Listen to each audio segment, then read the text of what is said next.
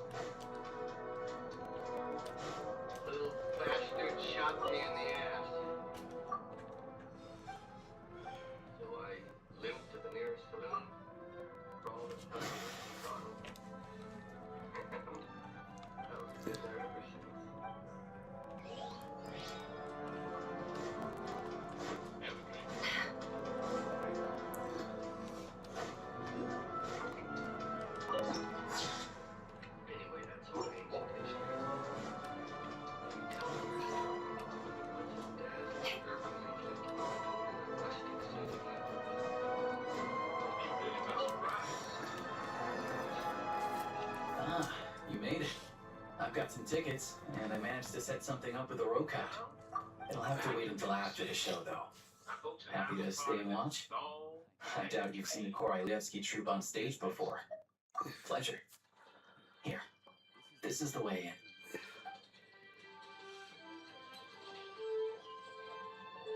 Please present yourself for a routine inspection in accordance with theater regulations. Well, Thank you. Not exactly party.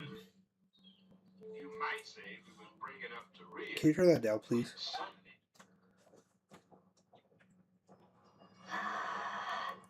Is that guy with the fatui?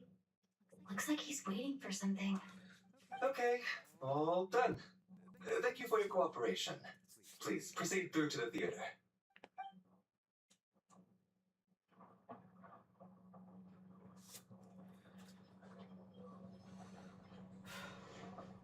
What's up? Everything okay? I was expecting some. Snezhnaya's business and political leaders are always passing through here, so it makes sense that security's tight. Still, it's a little unusual to see the Fatui's Armory Palace guard here. You saw him, right? The guy right at the back. Strong, silent type. His name's Valeri. He's part of the Special Assignment Battalion, but I only ever see him here for one thing. To look for a guy named Mitya. Yeah. Supposedly a researcher, though he never seems to put much time in at the office. The theater is one of his favorite places to hang out when he's playing hooky from work. But that's not for us to work. The show's about to start. Okay, let's see. Oh.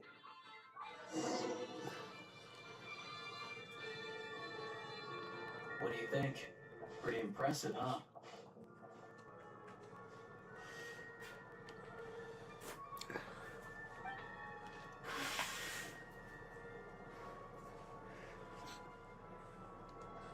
Oh, the one in Fontaine?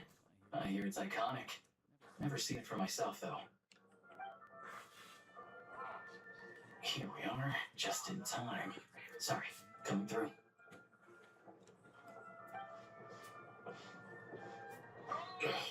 If you're gonna shove a blade, keep your mouth shut. What's his problem? Whatever. No point arguing with people like that. Look, there she is. That's who I'm introducing you to later. She's the lead singer of the troupe, Boyanitsa.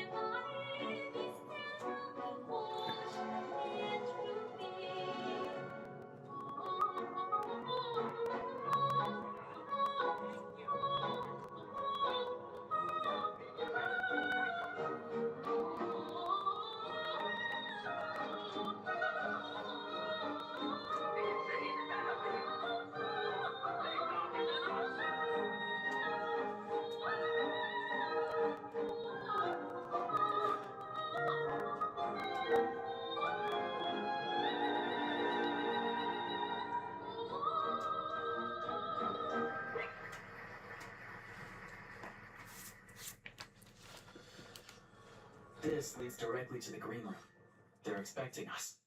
Odenitsa will be waiting for us there.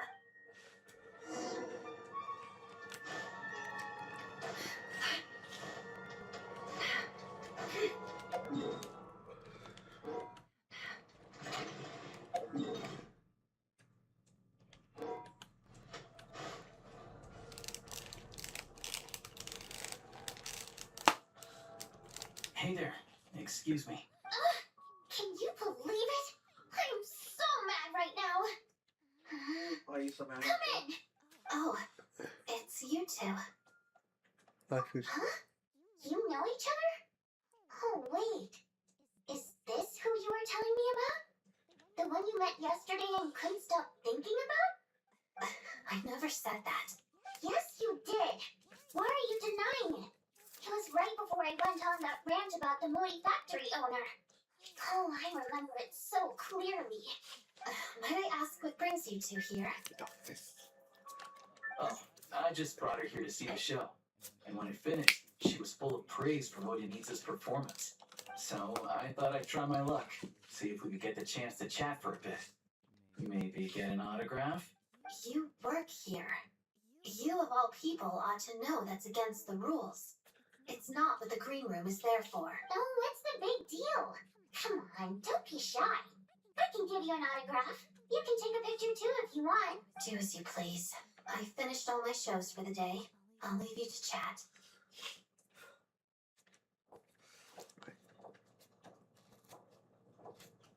I wasn't making that stuff up, you know.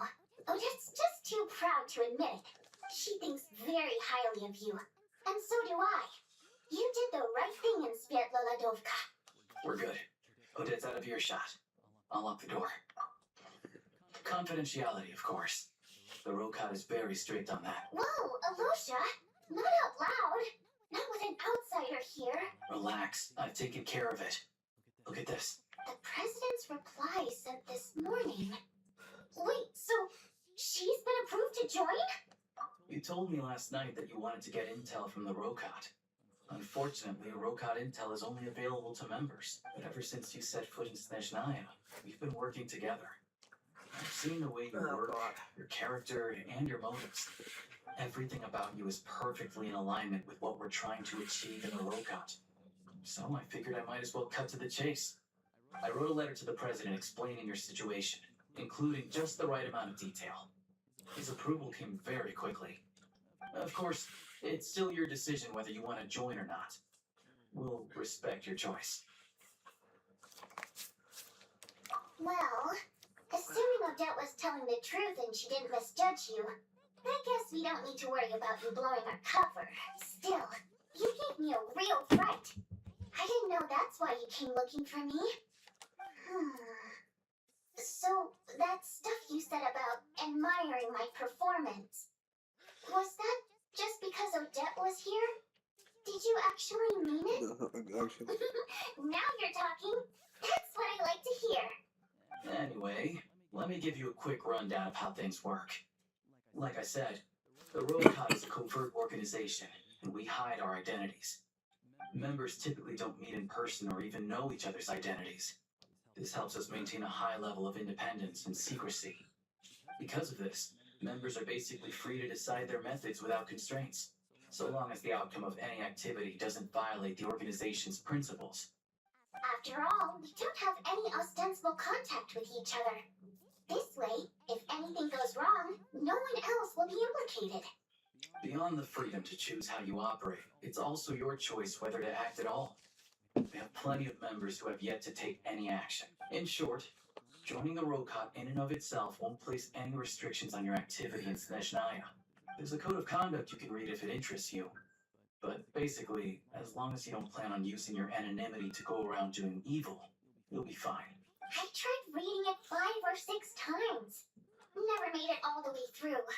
Even the most lackluster script makes for more interesting... Great. Then I'll go grab an official application form. Be right back. And the rest is history. Impressed? Well, Alosha has this pet dog, you see. His name's Tagarin. And this one time, Alosha brought him backstage. Dagarin took quite a liking to me, so I played with him for a little bit and fed him some treats. Then, the Rokot was out on a mission one day, and even though we were all in disguise, Dagarin recognized me right away. Just a coincidence, really. We didn't report it to the higher-ups, though, to avoid dealing with the fallout. Like, my job at the theater, for instance. I really needed to make ends meet. By the way, what were you complaining about just before we came in? Did everything go okay with Chuganov? Everything did not go okay. That's why I was so mad. I tried to make some small talk with him before I went on stage to fish for intel about the Eastern manufacturing plant. But he wouldn't take the bait. No matter what I said, he kept dodging the question. And then he started complaining. He said he didn't appreciate his second-rate seat in the stalls because he usually gets a private box. I mean, what did he expect? Everyone knows that if you want a box seat, you buy a ticket well in advance. But instead, he sends me a letter the day before the show when we're practically sold out. I had to juggle things around just to get him a half-decent seat, hoping he would appreciate the gesture enough to share some information. But nope, he didn't give me anything. Yeah, meeting Chuganov in person has definitely been a disappointing experience. Oh, you probably don't know who we're talking about, do you? Chuganov was that older guy you were sitting next to today. I'm sure he didn't make a great first impression on you either.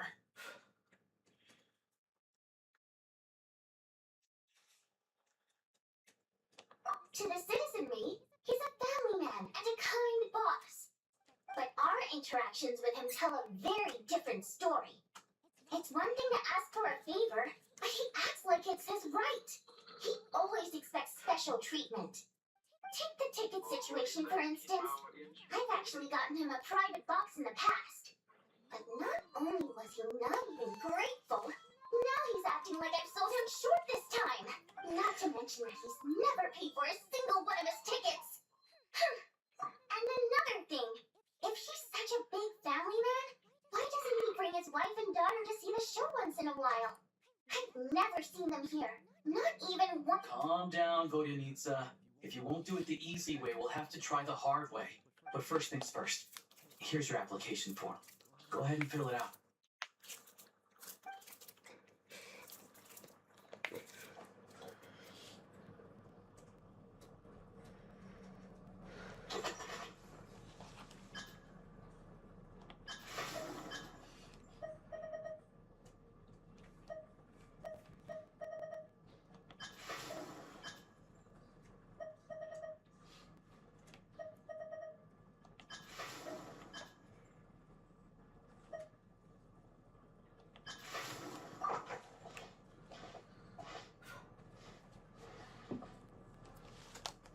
Excellent.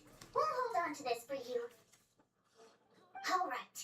Now that we're officially Rokot comrades, I can tell you, Chuganov is the target of our current operation. Recently, we've done some recon work at the Eastern manufacturing plant, which pretty much confirms that their energy consumption is way beyond the legal limit. All we need now is some direct evidence to present to the Vitcha, so we can demand that they shut the plant down. That way, the Kresny Crystal can be allocated to where it's needed most. I was hoping he might let slip during one of our chats, but he's too tight-lipped. We'll have to find another way. I'm meeting another regular theater goer tonight. Mitya. Hello, Sherbanson. But Valeri's here too. Nothing. He's probably looking for Mitya, so he may end up being a no-show. Don't you worry. He must know how to dodge Valeri, or he wouldn't be showing up on time for every performance.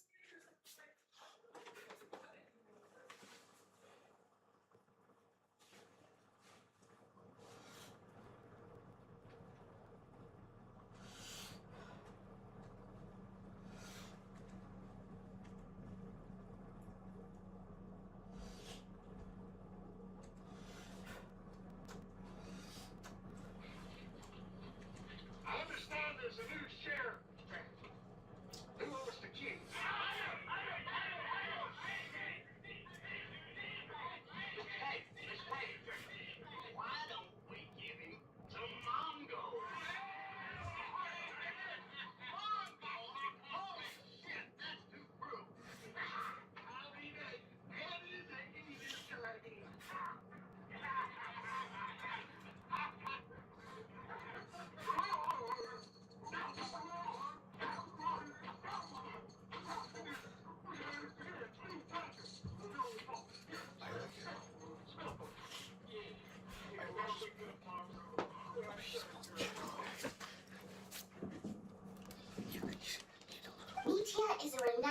energy expert. Although we can't get any direct evidence of the excessive energy consumption at the plant, we can accidentally let the information slip to him. The authorities should take someone like him seriously. So if he starts raising questions about energy use at the Eastern manufacturing plant, there will be a proper investigation. Also, we're not allowed on site, but he has clearance. So all we need is his cooperation. Yeah, so that's the other thing we're trying to figure out. Though I think we're far less likely to make any progress on that front. Still, I hear that Mitia is a bit of a chatterbox. So, who knows? Maybe if we catch him in the right mood, he'll let something slip. What do you think? Sound like something worth your time? Okay, in that case, you guys find a seat somewhere nearby. Pretend you're a couple of buddies there to eat, and keep your ears peeled for useful information. He's a huge fan, so I doubt he'll have his guard up around me. But you two need to be convincing. If he suspects anything at all, he might stop talking. Sure. Don't worry. We'll make a believable pair of buddies. Perfect! You've sold me already. Now, help me tidy this room up a bit before we head out. Okay. What needs tidying? Everything!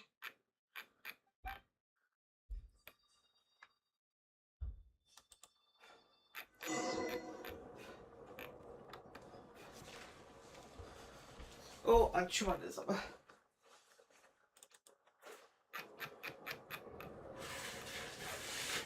Right.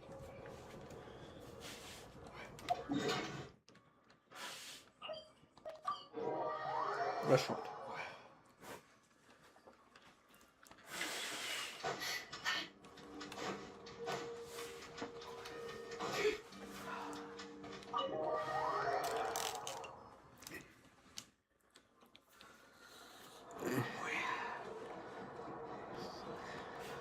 We come here often, so we shouldn't stand out.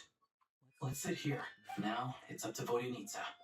Let's see how the conversation goes.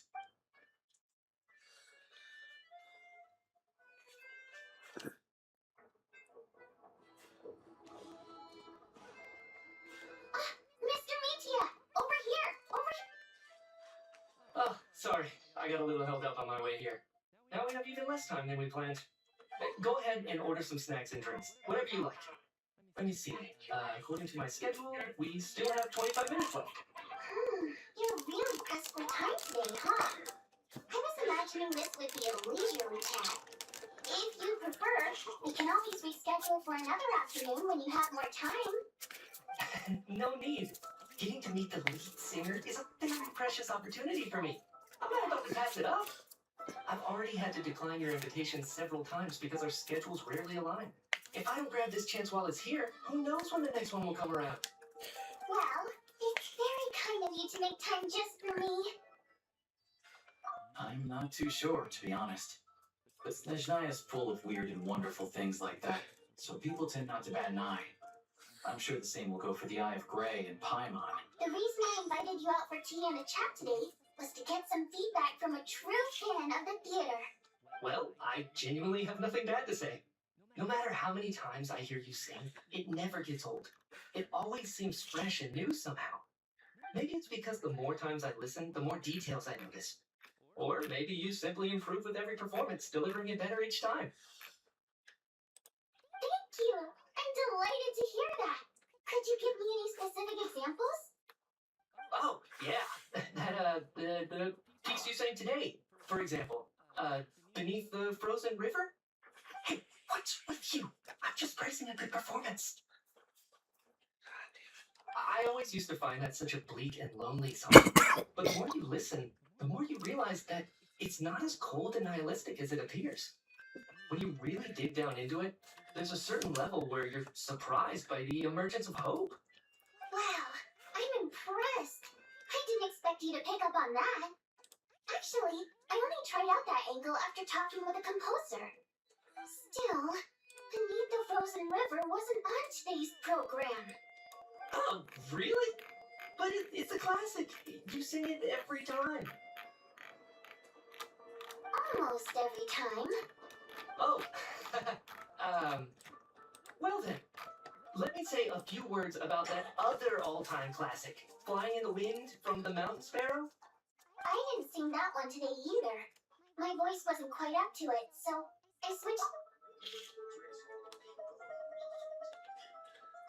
Oh, but, Sorry, Mr. Mitya, but you were at the theater today, yes? of course I was. Remember? I said hello to all the troop members before the show started.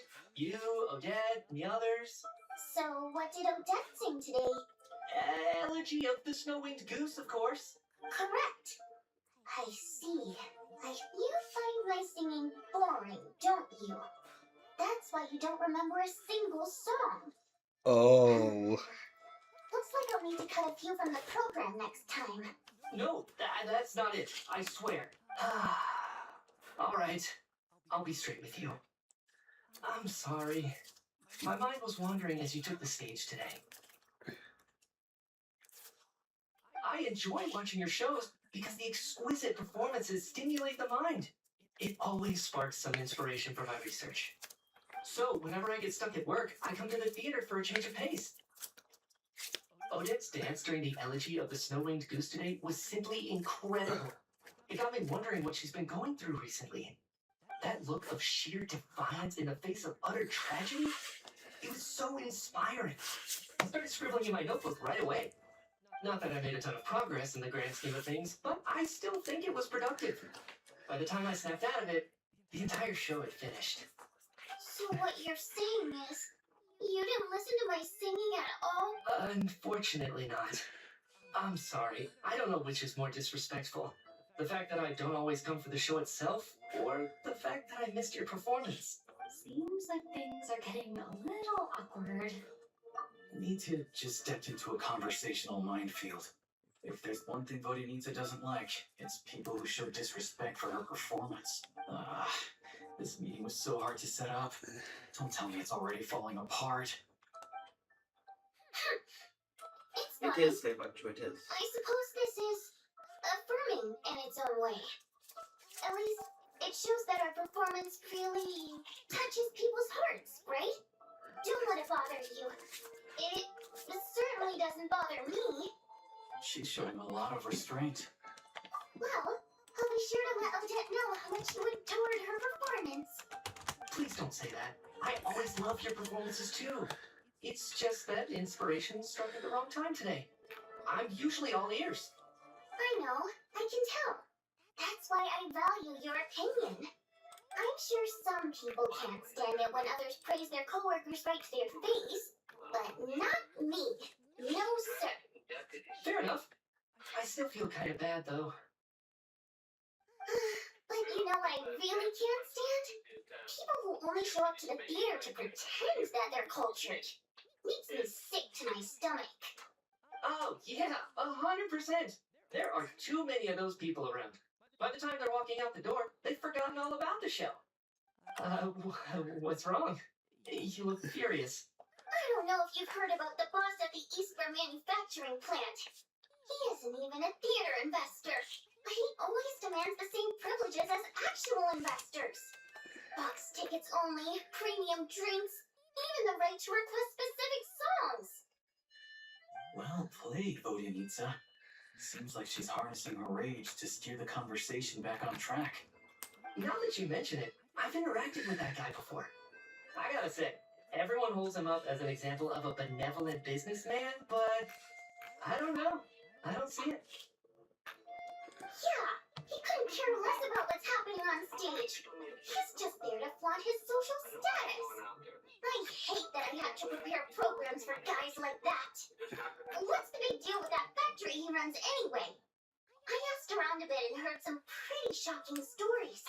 Sounds like he's just another greedy capitalist. Oh, really? Yep, the things people are saying are pretty damning. Low wages, insanely long working hours, equipment running around the clock. And as if that's not bad enough, he also strictly forbids his employees from giving any kind of interview. Project Stuja has now been extended so many times We're at the point where crystal rations for the common folk are barely enough to survive on. Yet he even wants to get his greedy hands on them just to boost his own profits. If the rumors are true, he's in serious violation of the law. Interesting. So you've heard about it too. What? God So damn it. it's really true? Who knows? I've only heard the same rumors you have. But there's no smoke without fire. The Rooster's been coming down on us hard lately, demanding that we track and trace every single batch of Crystal. My coworkers in the Department of Energy have been tearing their hair out over it. The Rooster? I didn't realize he cared that much. Yeah. Even though there are no restrictions on Crystal trading, the poor will wind up freezing to death if we let the rich buy as much as they want. That's clearly unfair. Looks like we'll need to arrange an investigation into the Iskra manufacturing plant as soon as possible. I never knew you kept up with current affairs beyond the theater, Miss Boyanitsa. You really have a heart for the common person. Most Fae in your position have long been indifferent to the plight of humans. Well, those of us who choose to live in human cities are naturally going to pay attention to any significant upheaval. Isn't the Rooster a Fae himself? I'm just surprised to learn that even someone with as much experience as him is getting so stressed out over Project Stuja. What is the end goal of this project anyway? This is it. We're finally going there. I'm sure Mitya can sense on some level that she's fishing for information. But since their conversation is so relaxed, he might just let something slip. It's stressing me out too. If I only made better progress with my research, things wouldn't have dragged on this long. Oh, so your work is related to Project Stuja? That's right. The Armory Palace needs a brand new energy source. Not the power of the light realm, and not elemental energy. Right now, the only thing that meets the requirements is the power contained within stellar linchpins. But harnessing that power is costly. Each step of the process requires enormous amounts of Crescent crystal. From extraction to quantification to attempted conversion, progress has been painfully slow, and the team is getting burned out as time goes by. Sometimes, I see people staring into space, as if in a trance. Could it be that this new energy source has side effects? No, it doesn't affect us, because the energy is used for... Okay, I got it. Stop choking me. Sorry, I can't talk about that. I think we're all just exhausted. We've been working ourselves to the bone for so long, with so little progress to show for it. It's no wonder people are struggling to stay motivated. Seems like I owe you an apology. I shouldn't have gotten so mad at you for not paying attention during the show. Don't worry about it. I count myself lucky, to be honest. I don't envy the people who work closely with the Tsaritsa herself. I'd much rather be in my current position. At least I don't have to shoulder any major responsibilities. So they're trying to develop a completely new kind of energy. Yeah, censored by a scarf. Who would have thought? Oh, dear. It looks like my time is up. I'm afraid I have to leave. I'm so sorry. We ended up barely talking about the theater. That's okay. It was a pleasure chatting with you, really. Let's make up for it Let's next time. see. Yeah, hopefully once the work pressure eases up a little, I'll be able to focus more on the performance, and then we'll have more to discuss. We touched on some controversial issues today. I'd be grateful if you could keep it between us. That could have gone worse. Nice job. Why was Mitya in such a hurry to leave, though? Sorry, routine inspection.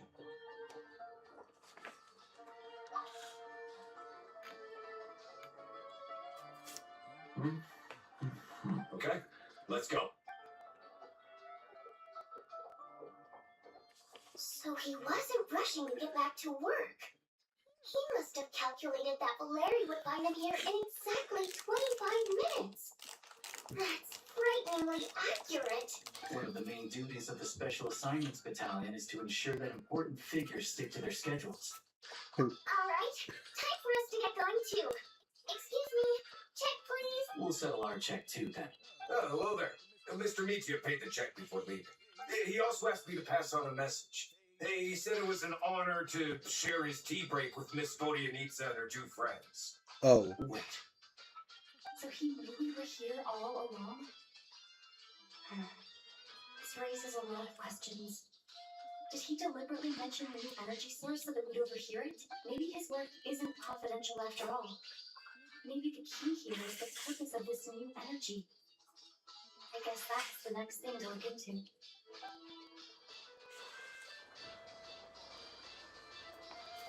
Vodianitsa and Alosha have both left. Time to head back and call it a day.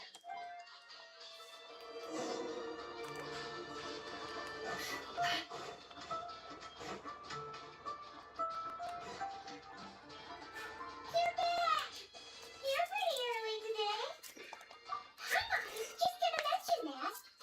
After she woke up today, Haima felt like her temperature was completely back to normal. But her strength You still bastard. hasn't Okay, I'm gonna returned. fuck you up now. Still, there's some good news. Haima thinks she might have figured out the source of the problem. It's like there's some kind of mysterious power affecting Haimon. Haimon's never felt this way before during any of her travels.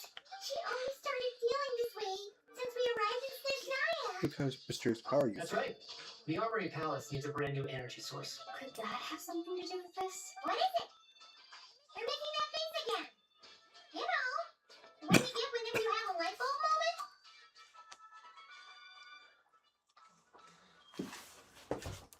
So, they're trying to develop a new energy source here?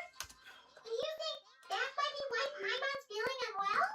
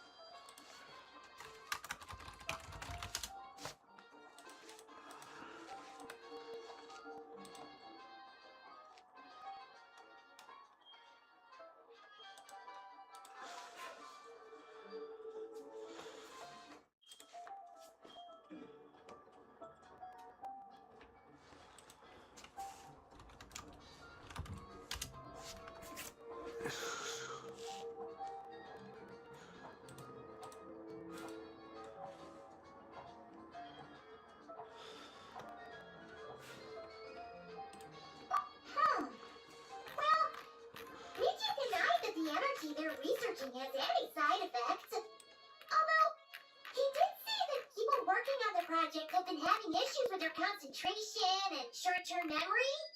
But even so, those are completely different symptoms from Paimon's.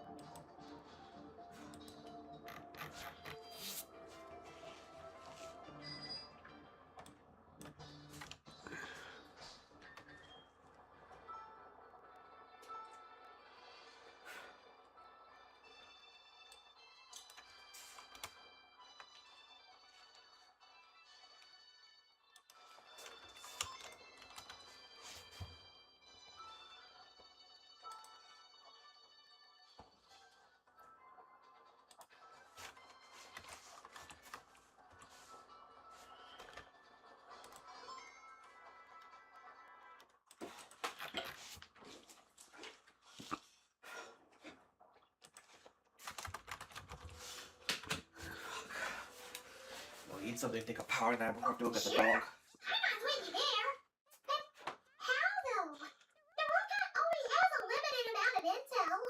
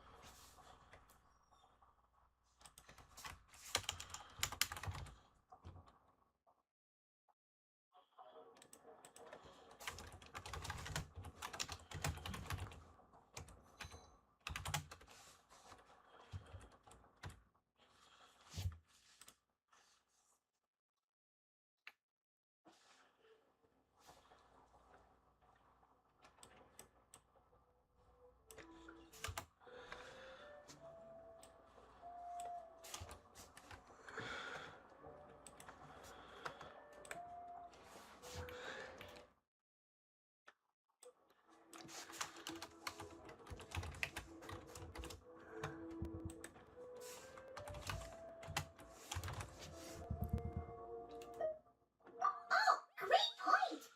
They argue about Project Stusha every day.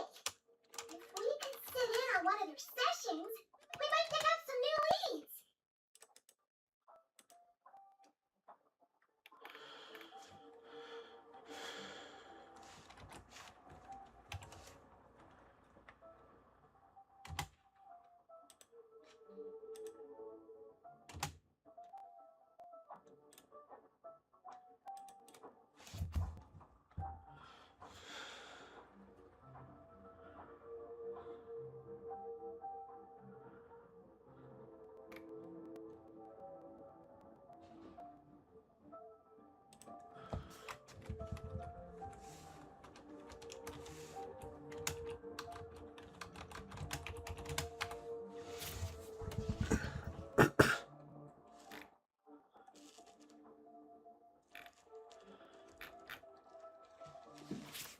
Good idea!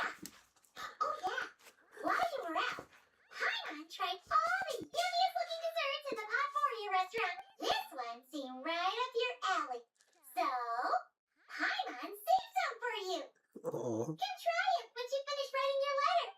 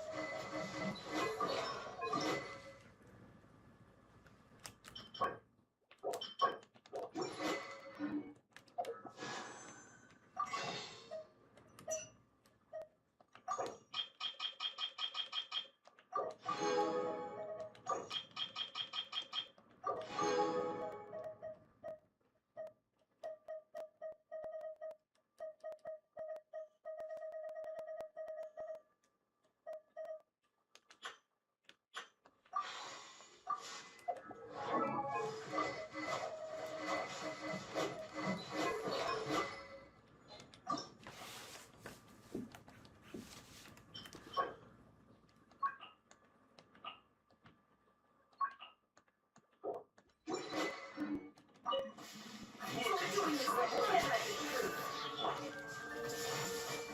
Temple of Wisdom. A new crisis. Receive my blessing by the frosty.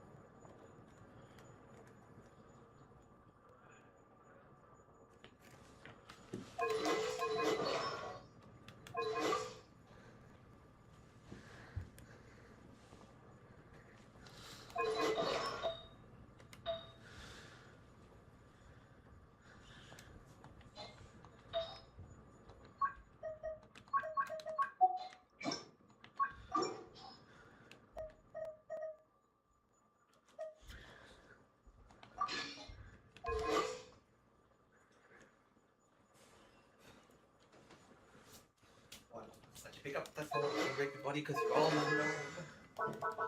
You are a twisted person. I'm going to rape your mouth again. Hi. How are you? You are depraved. I'm going to rape your mouth again. Do you say this is stuff in front of Gopi?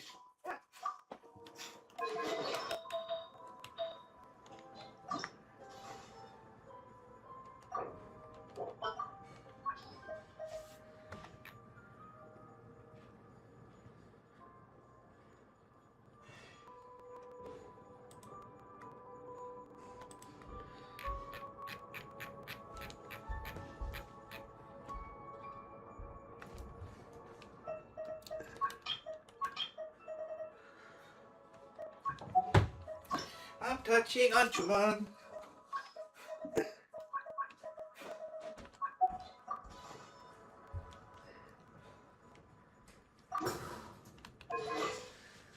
Going to rape your mouth again. Don't be my friend.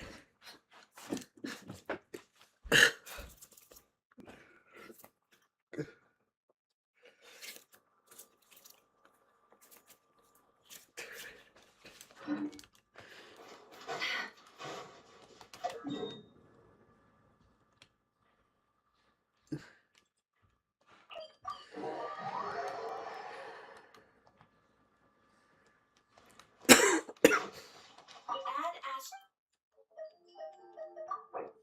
you for Add as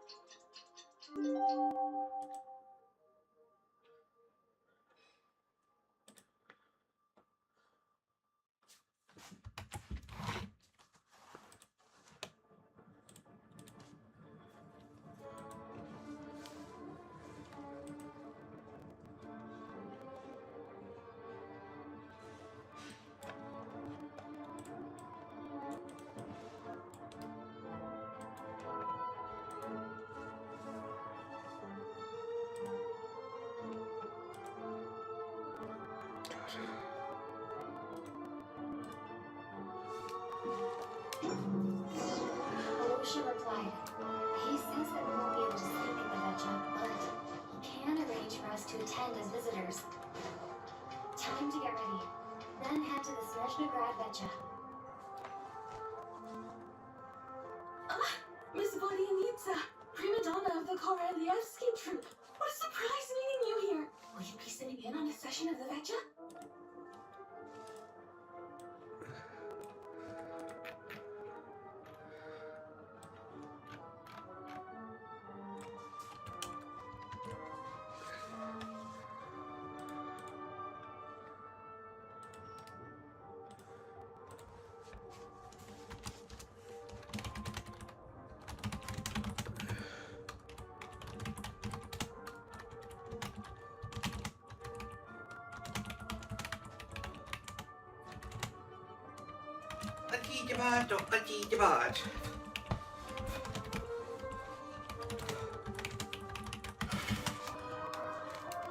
Sorry, I'm not taking interviews today. Oh good, you're here.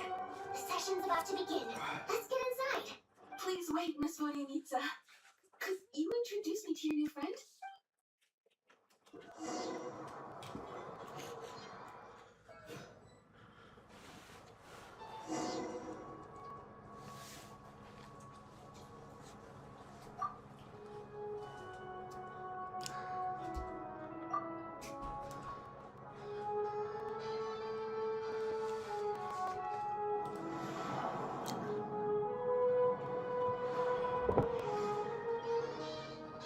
In summary, the energy management commitments made for the outgoing period have been delivered upon. Furthermore, both the production and consumption of Kresnik Crystal show clear signs of stabilizing. The relevant agencies have assessed the present circumstances and determined that the status quo can be sustained until the next period. For detailed statistics, I would refer you to the industry reports that have been distributed to all persons present. It should also be noted that while the recent blizzards have led to a significant increase in people's energy expenses, this is strictly a short-term phenomenon associated with a remotely located monster. Her Majesty the Tsaritsa is giving her full attention to this matter. we should have every confidence that it will be dealt with swiftly and conclusively. A financial report on disaster relief is also present in this report, courtesy of Pantalone. They cover the same old ground every single time. The rooster never seems to mind, but everyone else is getting tired of it.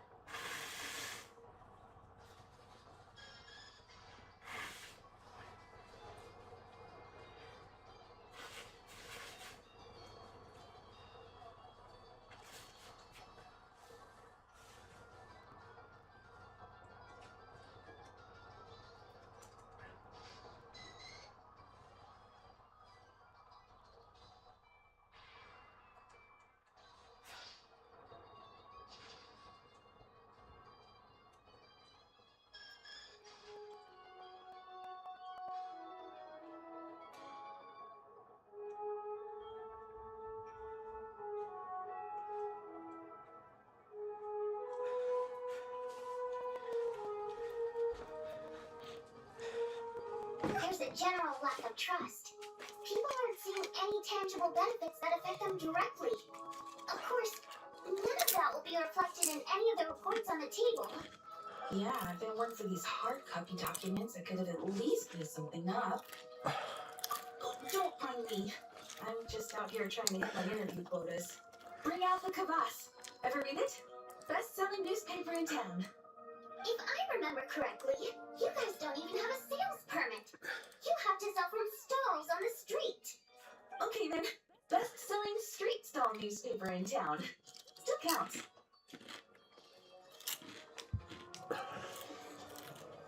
Order! We will now open the floor to the representatives. If there are no further substantive issues to discuss, we will then proceed to a vote on this motion. Snezhnaya has a long tradition of treating members of the Fatui Armed Forces and their dependents favorably.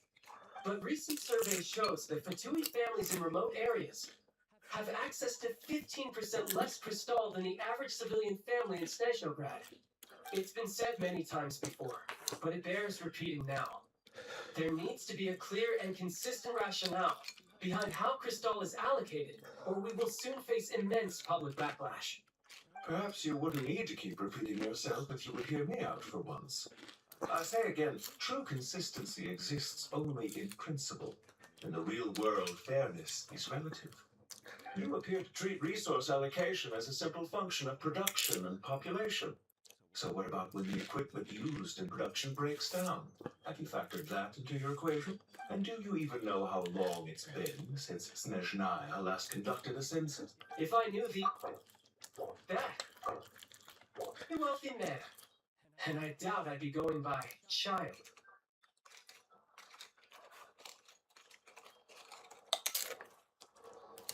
I'd like to bring the focus back to the specific issue I raised.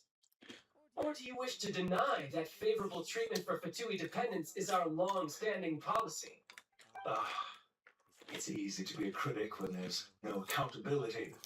That seems to be a running theme in the anti-Project Stuja cohort. Defeat the ringleader and all other problems will magically resolve themselves. That's what they seem to. But in case you aren't aware, not one jot in my report would change whether Project Stuja continues or not. So you have no intention whatsoever of finding a solution to this problem? On the contrary, I'm the only one here who ever brings solutions. Child urged by speaking up for the armed forces. Liberators struck back with style and a war of words ensued. Our reporter was live on the scene to get the audience's reaction as it all unfolded. Who do you support? The people have spoken. Child received raucous applause from the crowd as he pushed Recreator onto his back foot with a relentless barrage of questions. It had to be seen to be believed. Now you see why they don't have a sales hermit. However this reporter wants to spin things, I haven't forgotten that Tartaglia was representing the Northland Bank when we first met in Lila, so surely their relationship can't always have been this strained. You two are getting off topic. Let's focus on what the data is saying. Mr. Pantalone, may I speak on your behalf? Oh, please do. I'm more than happy to save my breath. Crystal distribution policy undergoes modifications with each new period. The ultimate goal being to find the most reasonable method of allocation, which I believe is what Mr. Tartaglia also seeks. But I fear many may have been misled on this topic by extremist activists. To clarify, Project Stuja is not the root cause of the problem. It is merely a framework for resource distribution. The most recent reports all point to Snezhnaya's resilience and adaptability during this period of fine-tuning, and give clear indications that a distribution framework is improving with each iteration. To make drastic adjustments without first considering the risks would likely do more harm than good. It would be a waste of the hard-won experience we've gained to date. Renowned scholar of finance, Arapov spoke up to clarify the fiscal logic, clearly alluding to social organizations like the Rokot in his words. With the notorious Lelex still active to this day, should the Rokot be held responsible? No, there is someone else to blame. She's just rephrasing what Mr. Pantalone said. The Rokot are the critics he accuses of taking no responsibility for their actions. As for Lilac, you won't have heard of him yet. He's currently the most famous member of the Rokot. Well, more like infamous. Ending Project Stuja has become an obsession for him. Unlike the more decent ones among us, he believes that votes in the Vetcha are all that matter. So whether it's threats, coercion, or bribery, he'll use whatever means necessary to get people to change their vote. And since we're already on the subject, what do you think of Lelex's methods? Are you for or against?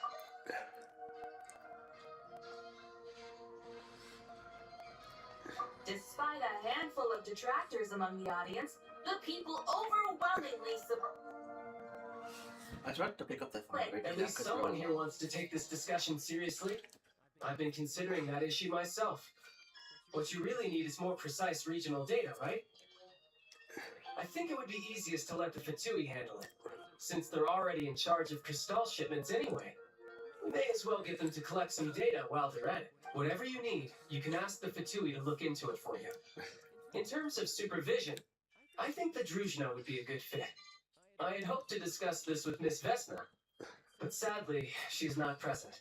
I will be happy to take a note of your suggestions and present them to Commander Vesna for a decision upon her return. The Commander has always taken a keen interest in Project Stuja. However, given the Druzhna's demanding workload, I'm afraid it may prove difficult for them to provide any practical support.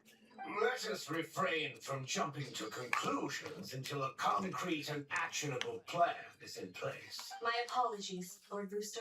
There are numerous issues to address here, including manpower, time sensitivity, and reporting lines. Nevertheless, I support drafting a proposal. Follow the usual procedure, and it can be raised as a new motion for all parties to evaluate at the appropriate time. In that case, I'd like to share one thought before the proposal is drafted. The issue of time sensitivity was raised just now, which I presume relates to the official reports. In fact, the Energy Commission already collects regular statistics on each urban center and its surrounding area. Would these be of any use? That's a good idea. I read every issue of Svietlo Lidovka's report, and although my focus is mostly on the section about equipment operation, the energy consumption statistics also yield a lot of insights.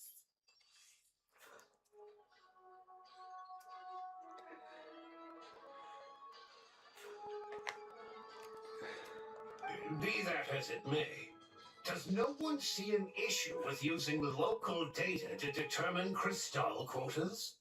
In the long term, it seems like a very risky solution. Not if they're used purely for reference. So long as we have the report from the Northland Bank's headquarters to corroborate it, no one will be able to fool me.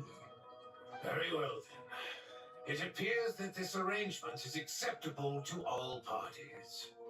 Yeah, sounds good to me.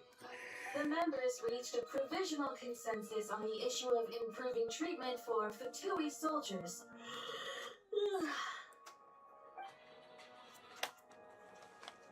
Today, the prima donna of the Korolievsky troupe attended a session of the Snezhna Grad Vecha in the company of a most charming young lady. The question on all our minds is, what is the true nature of their relationship? Write anything like that again, and I'm revoking your permission to interview the troupe. Got it?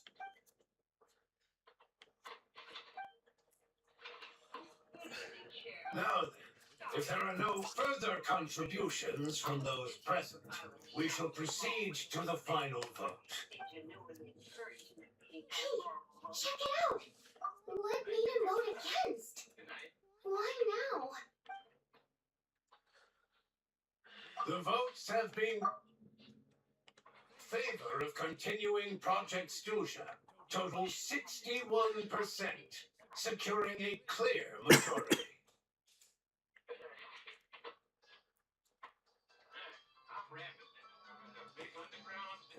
That was too close.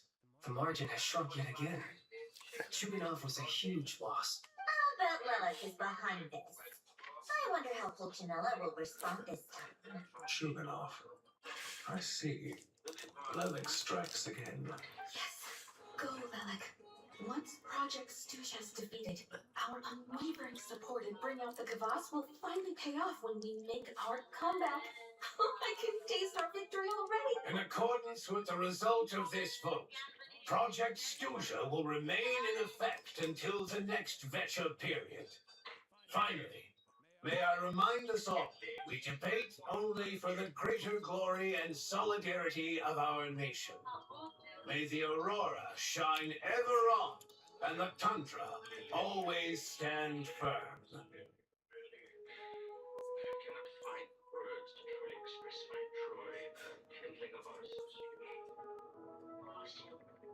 What's the job?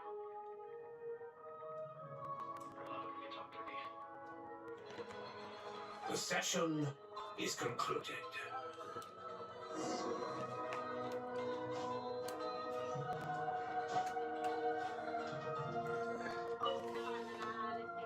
I have to say, I really wasn't expecting Chuganov to vote against Project Stusha.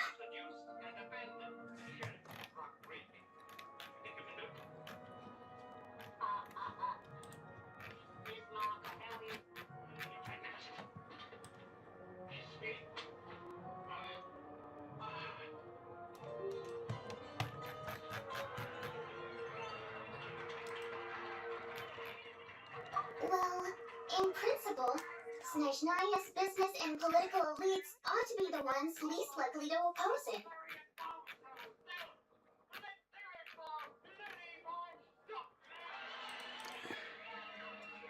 As we heard, Project Stusha is basically just a resource distribution framework that requires everyone to cut back during the winter. But even if the policy got cancelled, the Tsaritsa's energy needs wouldn't suddenly go down. The extra demand from the public would have to be filled from somewhere. So logically, the factories would have to take the hit. Yes. I got a letter from Mr. Mitya just before today's session. He said he's confirmed that there are issues around overtime and excessive energy consumption at the Eastburn manufacturing plant.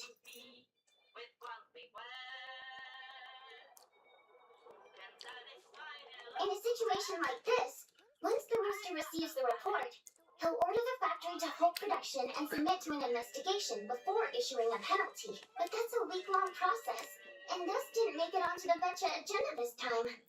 I don't think he suspects anything so far. Exactly. And as you know, he's a very selfish person. I was originally going to try and flip him after he received notice of the official sanctions. My plan was to convince him that the whole thing was completely unfair. Rather than just sit back and take the hit while his factory stopped production, he'd be better off voting to end Project Stusha. At least that way, no one else would be able to make any money either, because all the factories would suddenly have more limited energy to work with. But now, he's already voted against it, which means someone must have used more forceful means to change his vote. Just like with everyone else who flipped. You mean Lilac? Yeah, No one knows why Lilac is so obsessed with ending Project Stuja. By the looks of it, he's inching closer and closer to success. Lilac must have strong motivations, given how he'll stop at nothing to achieve his goal. Maybe he knows the full truth of Project Stuja. Maybe my next step should be to focus on him. All right. What are your plans for the rest of the day? Shall we head out? Hey, comrade. I noticed you were here during the debate. I didn't take you for a political enthusiast.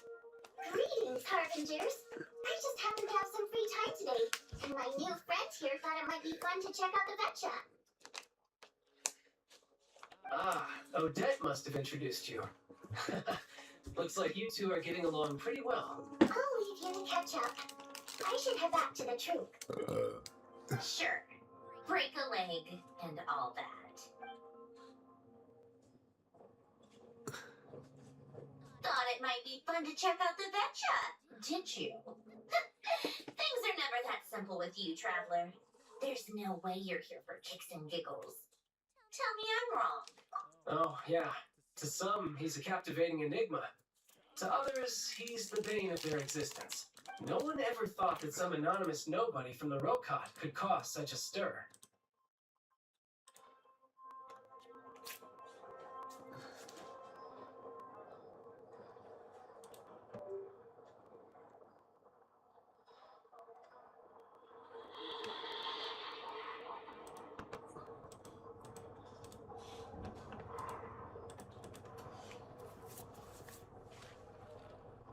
Huh?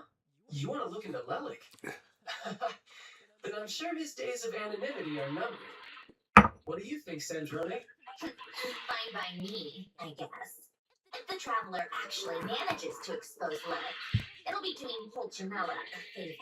In return, it seems fair to let her in on what we've learned so far. My thoughts exactly. Sharing is caring, after all. Head back to Glupov and grab the files on Lelik. It's easier to just pull the records than go through the rigmarole of getting the Traveler a visitor's permit. As you command, child, sir. In that case, since we're going to be waiting anyway, I'll have someone brew a pot of black tea. One common thread among the many incidents Lelik has been involved in is that the victims are all too scared to share any real information about him. Clearly, he must have threatened them in some way. His modus operandi is to silently infiltrate the scene and leave a threatening letter behind. But neither the letters nor the crime scenes ever yield any clues to his identity. So all these files have to offer are short statements by the people affected. They don't give us a lot to go on. If nothing else, it shows we're dealing with a trained professional who's versed in counter-surveillance. Yes, and to that point, he often strikes in highly secure locations. The victims are high-ranking and influential people who take their personal security very seriously. Somehow, Lelik slips right into their rooms without making a sound. There's never any eyewitnesses, nor the slightest trace of a break-in. If he can get in and out undetected, it means he can strike without warning. Not that that's ever happened so far, but the thought is enough to scare these people sleepless. It's hard to believe that a human being could pull this off flawlessly every time. So they switched the focus of the investigation to Faye. Unfortunately, no one's found anything yet.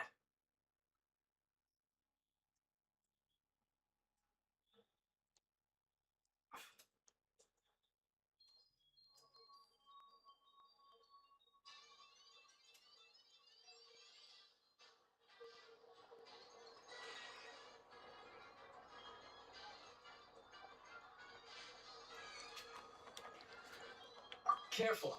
Don't underestimate me. Although, truth be told, I'd probably find it hard not to blow my cover. Direct confrontation is more my style. We haven't ruled out the possibility of Lelik being human. It's just, there can only be a handful of people in all of Teyvat who'd fit the profile. They, on the other hand, plenty would have the ability, but few would have the motive. No, not as strong as me. You'll never find a culprit with criteria like that. Let's go with a little weaker than me. There's no denying that Master is strong, but meticulous. We can only hope. She's just trying to find a reference point. Stop getting fixated on who's stronger than who. But that's the most important thing. In my opinion, anyway. Alright, let's go to notch 2. Odette. Yeah, that seems about right. Her skills are solid, and she's always calm under pressure. Except she's Fatui, so the likelihood of her working against us is pretty low. But yeah, much more accurate than your previous example, at least. No, wait a moment. Maybe we should interrogate that assumption. What do you mean? Which assumption? Her Fatui identity doesn't necessarily exonerate her. And when you think about it, the Rokot would be precisely what she needs to conceal her identity. Plus, she wouldn't need to be such a pro at covering her tracks. She'd already know where the Fatui will be and when, so she could choose the perfect time to act. Oh, yikes. I was just thinking out loud. Why is this starting to sound like such a convincing theory? Still, what reason could Odette possibly have for trying to call off Project Stuja? Arlecchino would be the best person to ask. She knows Odette best. Unfortunately, she isn't back yet. Rosaline used to open up to her in private about her struggles with Odette. As I'm sure you can imagine, Arlecchino is quite a lot better with children than Rosaline was. She gave her some tips on how to handle the situation, and Rosaline managed to reach a settlement with Odette before leaving.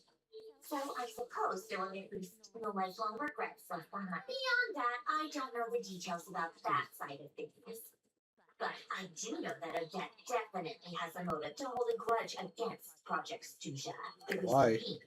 Her father passed away during the early stages of the project. Oh. That was back before it had been named Project Stuja, when things were still being worked out. But in essence, it's remained the same ever since. Huh. The more you know. Rosaline was always so self-centered. I never understood why she started paying so much attention to Odette. Oh, you didn't know this? Is that such a surprise? If you cast your mind back, you may remember that Rosaline and I weren't exactly close. We had tea together a few times, but that was about it. Odette's past is no secret. Her father was a Patus and her mother was a very famous ballerina. On the surface, it looks like she followed right in her parents' footsteps. But the truth is quite a different story. After her father passed away on a mission, her mother was overcome with grief. She broke her leg during the performance and could never dance again. Odette was only interested in ballet at the time, but this tragedy left the family with both breadwinners gone. They could barely make ends meet. Per Capitano's policy, family members of the Tui who died in the line of duty had to be appropriately accommodated and provided with adequate assistance. So, regardless of how Rosaline may have felt about it, it fell to her to resolve the issue of Odette's family's livelihood. In the end, the solution they agreed upon was to have Odette join the Tui. Right, because the alternative would have been a one-off compensation payment, I guess. In that sense, joining up was definitely the better option. That is unfortunate. Still, she must have had mixed feelings about it, right? If she doesn't even like the Fatui. It's just a theory. A possibility. But as a motive for Odette to become Lilac, it holds up. That said, I have no idea where Odette's head is at right now, or what her conflict with Rosaline was about. Plenty of people were on bad terms with Rosaline. I have no intention of trying to figure it all So Nora out. wanted better. Yes, but there's not much point in discussing that now. Yeah, back to Lelic. Since our investigations so far have turned up next to nothing, we've got nothing to lose by trying a new angle. Funnily enough, Tony and I had actually made plans to go to the theater tomorrow to watch Odette's rehearsal. Unfortunately, thanks to this Lelic situation, I'll be stuck working overtime again. Which means you can go in my place. No point wasting the ticket. Plus, you'll get to meet Tonya. What's this? Spirit Seeker. Quite the classic ballet.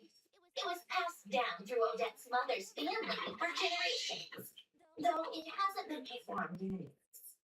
But Odette's been practicing it diligently, and it's finally ready for a return to the stage. Excitement is through the roof. Tickets for the official performance sold out long ago. Tony's excited for it too. She's desperate to see it no matter what. Personally, it's not really my kind of thing, but since she's my little sister, I had to figure something out. I've actually seen it several times before. The story's pretty straightforward. The lead character follows a trail of clues left behind by a spirit, gradually recovering her memories along the way. It's a tale of love and regret. So not exactly reinventing the wheel, at least by today's standards.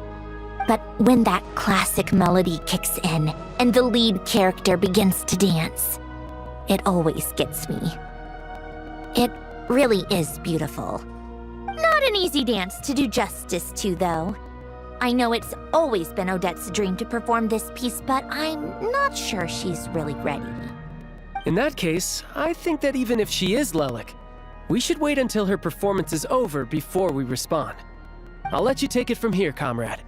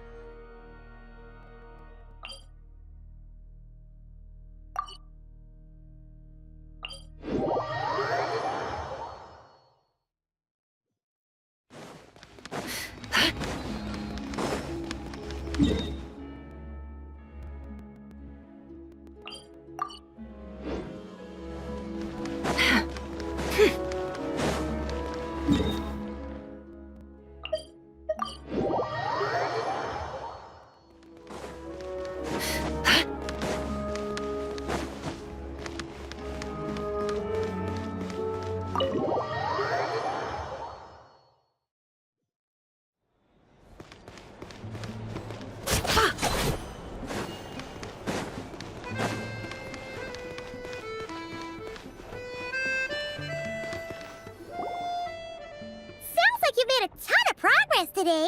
It's good that everything's going so smoothly. Next step is to head back to the theater and get a clear answer from Odette. Either way, Paimon doesn't get the sense that she's a bad person. Sure, she might have done some pretty extreme things, but Paimon bet she has her reasons. Maybe this is going too far, but like, with everything she's managed to do so far, wouldn't it make more sense in theory to be even more, heavy-handed?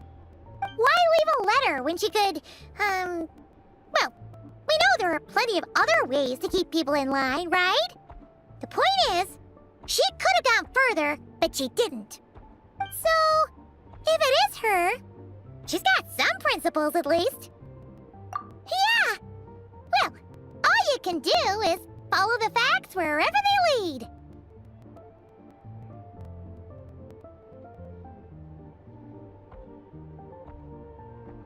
No change, really. But that thing Paimon told you about yesterday? Paimon feels like she can sense it more clearly now. Hearing you talk about your day makes Paimon itch for an adventure. If only she could be there with you so we could experience it all together. Yeah, I wish you could be there too. I'm not used to adventuring alone. But don't worry, we'll get to the bottom of this. Guess it's just one of those things. Never mind. Paimon will behave herself and keep resting.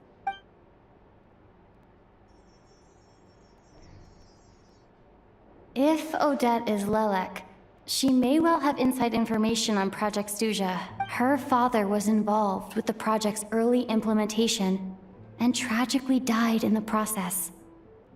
Now, she's dedicated herself to bringing it to an end.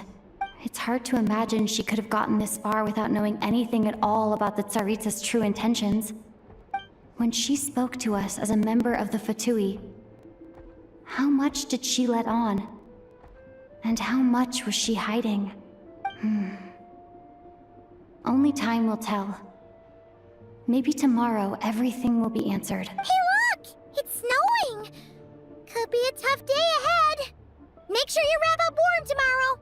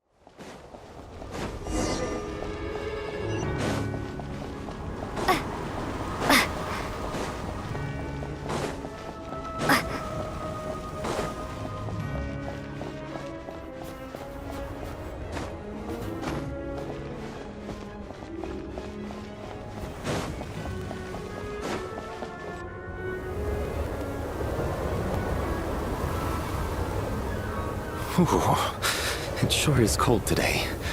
I wonder how much heavier the snow's gonna get. Here to see Odette? I just need to see your tickets for the preview. Perfect. Thank you. I'll hold on to your tickets. Come on in. It's freezing outside.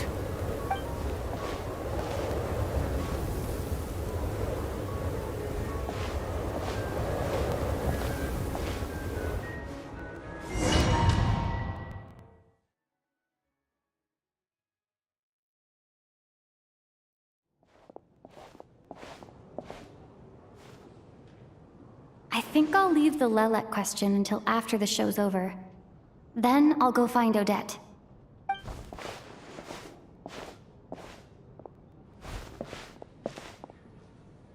Child said he was originally going to come with Tonya, so I'm guessing Tonya's already here somewhere.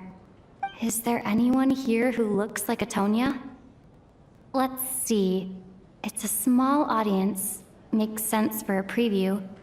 But wait, I do see some familiar faces. Mr. Chuganov's back again by the looks of it. Oh, and is that Mitya? And that Fatui officer, Valeri. Guess he must be playing cat and mouse with Mitya again. Oh no, it looks like the show's starting, and I still haven't found Tonya. Never mind. I'll just have to take a seat for now and see if I can catch her afterwards.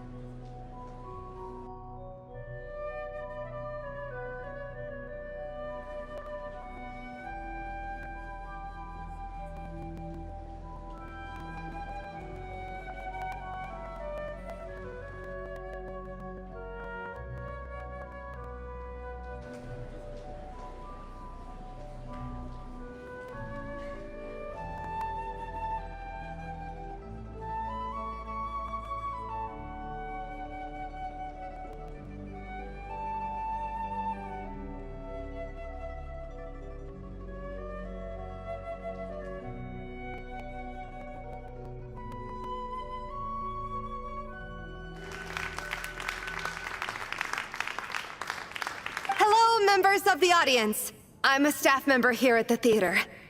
Today's performance was a very special one for us, as it marks the first attempt in a long time to revive the classic Snezhnayan ballet, Spirit Seeker. To commemorate this occasion, we would love to take a group photo of the cast, crew, and audience members present today. Could I kindly ask the audience to please come up onto the stage?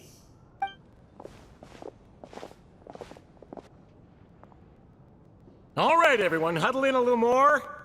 Now, look at the camera. 1, 2, 3.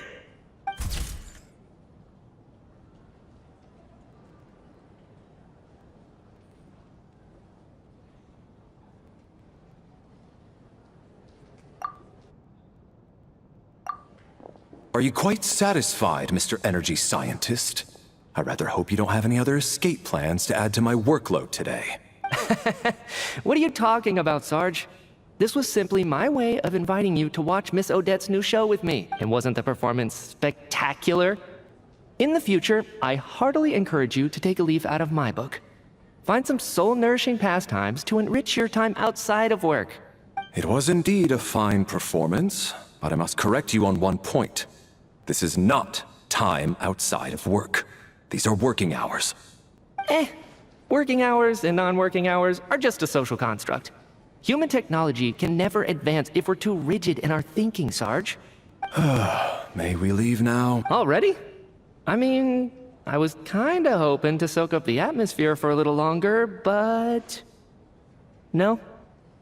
Okay, guess I'm pushing my luck. Off we go then, Sarge.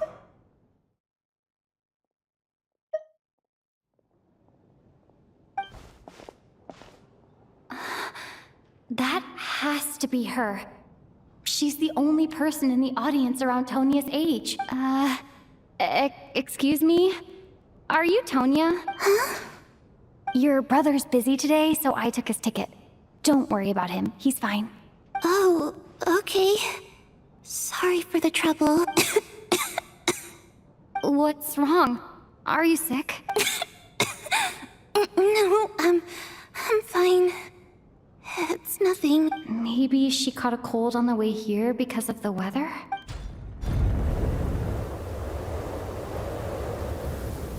I haven't seen snow like this in a long time. It's most unusual. I know. It's completely white out there. You can barely see a thing. I've never seen such heavy snow in my life. Let's wait it out for now. You'd be lucky not to freeze to death in this weather, let alone find your way. Well, look at that. Maybe we shouldn't be in such a rush to get back after all. What do you think? Let's wait and see. Why do you need to take it so seriously? Fate has given us this wonderful chance to take a break. We owe it to ourselves to make the most of it. Come to think of it, there's a small inn not far from here that always keeps plenty of extra blankets on hand for... I know the route well. Shall I head over and borrow a few blankets? That way, anyone in a hurry can wrap up warm for the journey back. Just remember to return them next time you're over this way. Sir, there's really no need to go to all that trouble. Hey, it's no trouble at all. Wait here, I'll be right back.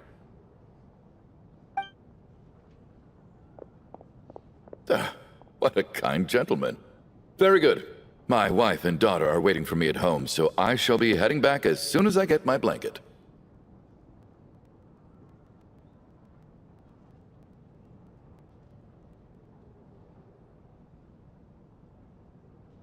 So... are you expecting us to go back to the Armory Palace wrapped in blankets too? Don't worry about that. I made arrangements in advance. Should I not return to the Armory Palace within 3.5 hours after Operation Showtime begins, an armed squad will be sent to collect us. They will escort us back. You are one of our key military personnel, so any weather-related risks must be eliminated. Operation Showtime? So, wait. Every single time you drag me back to work when I sneak out, it's a whole official operation? I gotta say, you've really turned this into quite a moral dilemma for me. It's snowing pretty hard out there. I think you should stay here for now. You seem a little under the weather. Sure. My brother might come pick me up in a bit anyway. Time to get to work. I should head backstage and find Odette. I need to look her in the eye and ask her about Lelek. Excuse me, are you looking for someone? A fan, I'm guessing? Today is just a dress rehearsal, so Miss Odette won't be meeting with fans. She's taking a well-earned rest right now. Sorry, but that area is currently off limits to everyone except the cast and crew. Huh. Bad timing, I guess. Well, I might as well stick around. I doubt Odette will be leaving before the snow lets up in any case.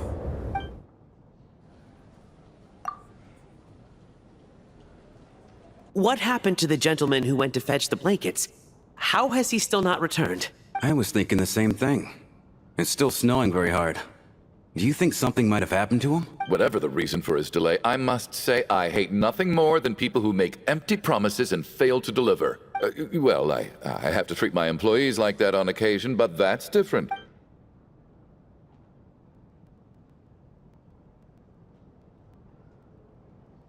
You seem anxious, Mr. Valeri. It's been nearly 4 hours since I left the armory.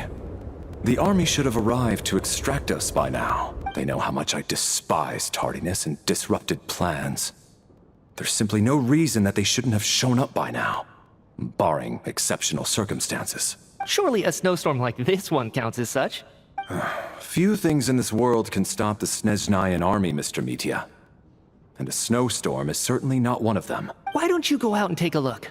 They might be right outside, waiting for your orders before they dare come in.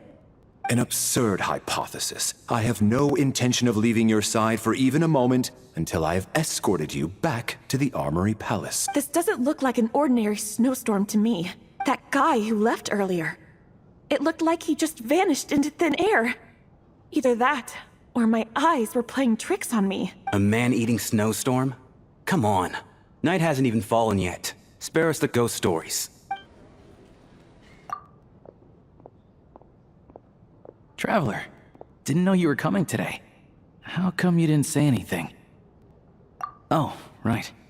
I assumed you were looking for me and Vodenitsa. Odette's still backstage. Whoa, that's quite a snowstorm out there. I've been working backstage this whole time, so I didn't even notice. No wonder the audience hasn't left yet. Huh. Is weather like this rare even in Snezhnaya? Yeah, snow like this. I'm sure I've seen it out in the wild before, but never in the city. Actually, I take that back. I don't think I've seen snow this bad even in the wild. This is something else. It's not normal. If even Alosha thinks snow like this isn't normal, could it have anything to do with that monster people have been talking about? We can't stay cooped up here forever. Someone needs to go out and take a look. No need. I have plenty of experience with snowstorms. Besides, I work here while you're an audience member. I should be the one to do it.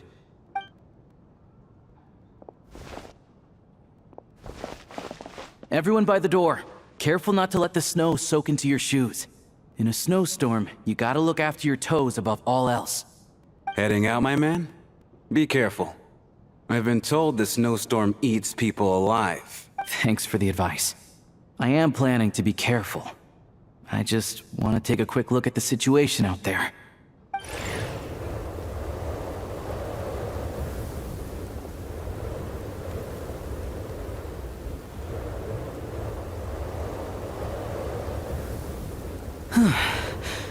He's back! He's back! How was it? What's going on out there? Did you see any soldiers patrolling the area? Something about this storm isn't right. There's no one out there. I didn't see a single soul. And something in the air gives me the creeps. This isn't your average snowstorm. I suspect it might be related to recent events in our nation. I strongly advise everyone to stay here until the snow dies down. Are you serious? So all of us are trapped here now? That sounds a little far-fetched to me. You want to go outside and see? I, for one, am not risking my neck in that weather. This just turned from a minor delay into a major hassle. We can only hope that our friend who went to fetch the blankets just ditched us and went home. Is it really that bad? But my daughter, I won't be able to read her a bedtime story tonight. Huh?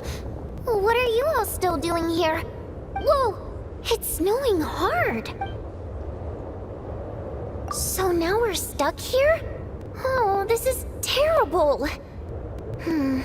Luckily, it was just a dress rehearsal today, so there aren't too many people here. On the bright side, the theater's always well stocked with supplies. If the snow still doesn't let up as we get into the evening, you can spend the night here, everyone. At least, I assume that's alright? Odette?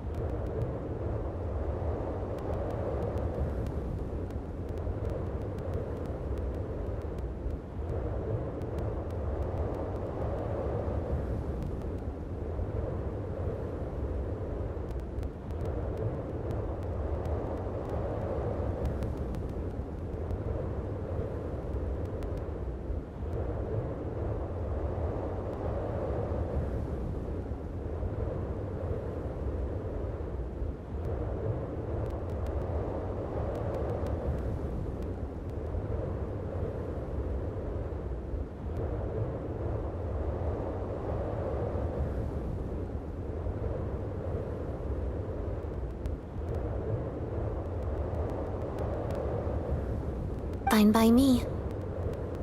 This seems like a sensible backup plan under the circumstances. My thanks to the theater for being so accommodating.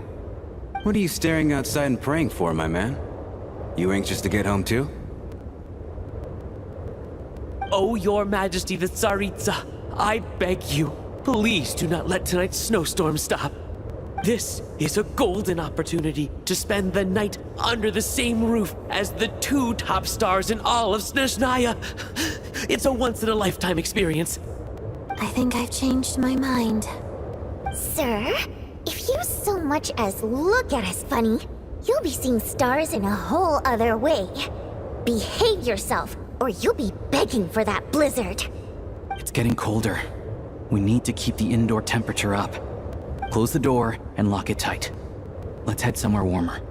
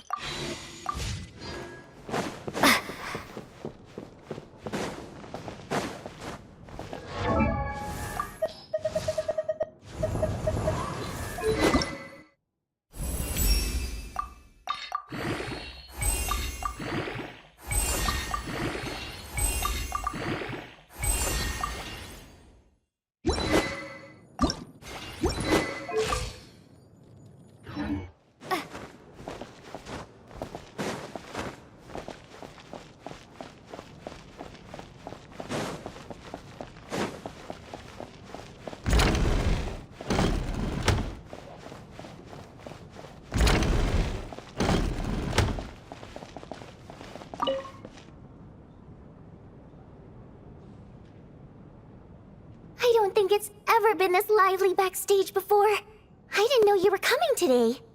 Hey, have you seen Chuganov? I heard he was coming today.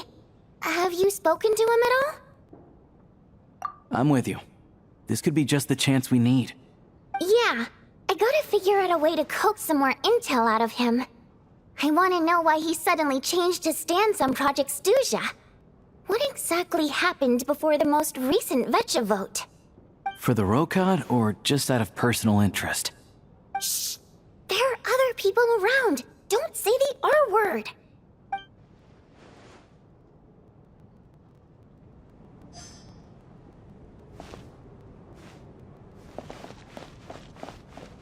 I have to say, even though today was a rehearsal and there were some hiccups along the way, Miss Odette's performance was one of the best I've ever seen, even compared to an actual show. Oh, I couldn't agree more, especially considering the weight of the subject matter. It takes a truly seasoned professional to do justice to a theme like love and regret. Do you think we were coming on too strong? Odette's ignoring us again. What about you? What did you think of today's performance? Oh my, that's very flattering of you. Thank you. I'll make sure to save a ticket for you when the show's performance ready. This doesn't seem like the time or place to bring up the subject of Lilac. I need a chance to speak with her in private. So unfair. Talk about double standards. And now it looks like I've been spotted. You know Mitya too? No, I don't. I just have a feeling that he might be dangerous.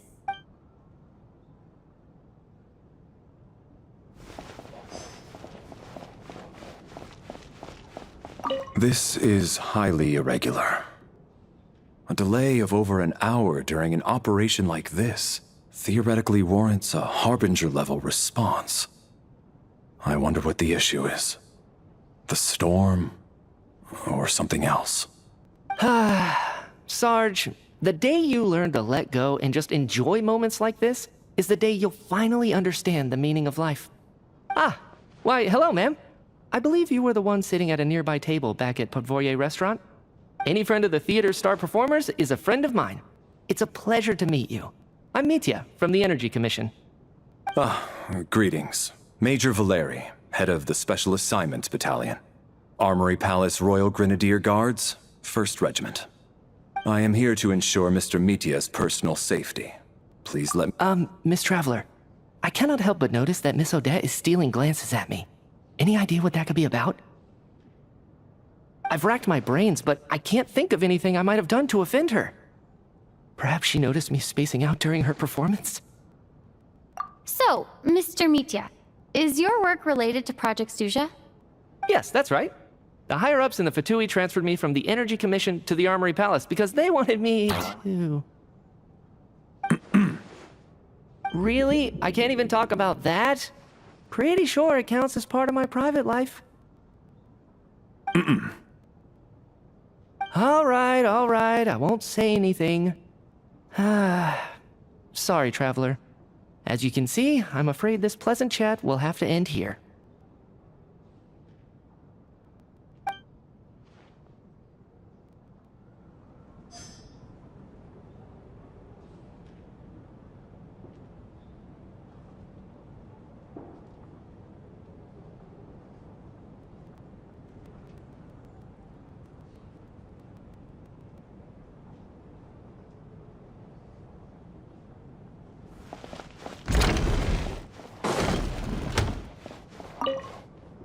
And then there's the aristocrats.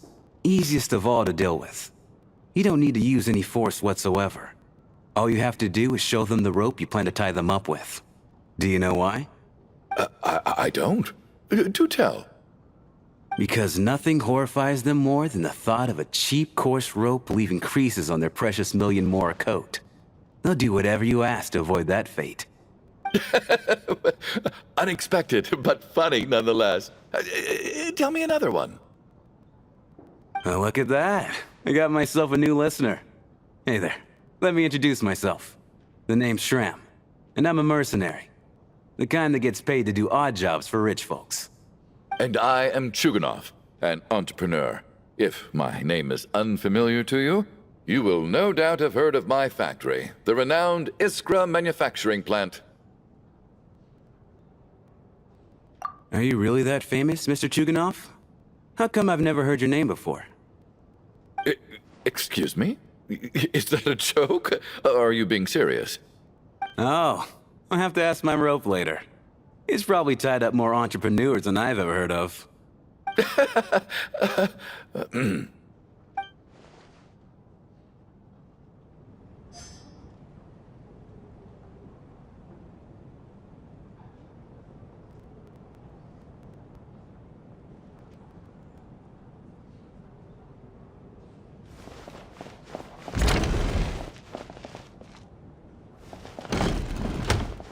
How are you feeling, Tonya?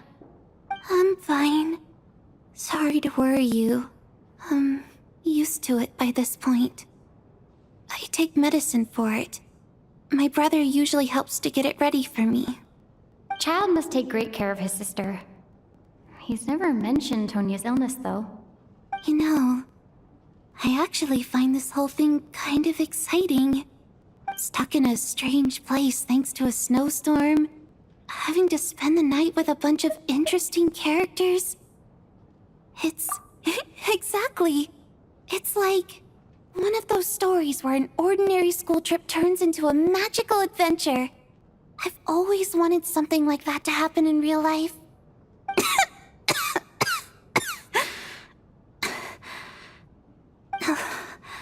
I'm fine, really. Just got a little overexcited. Look after yourself. Otherwise, your brother will come after me.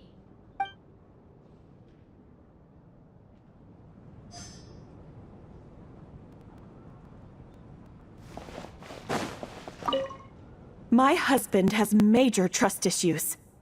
To him, I doubt even this snowstorm is a good enough excuse for me to stay out all night. That's the price of marrying into wealth. You'll get used to it. I'm not about to stop you if you want to leave, but don't drag me along. Hello? Can I help you?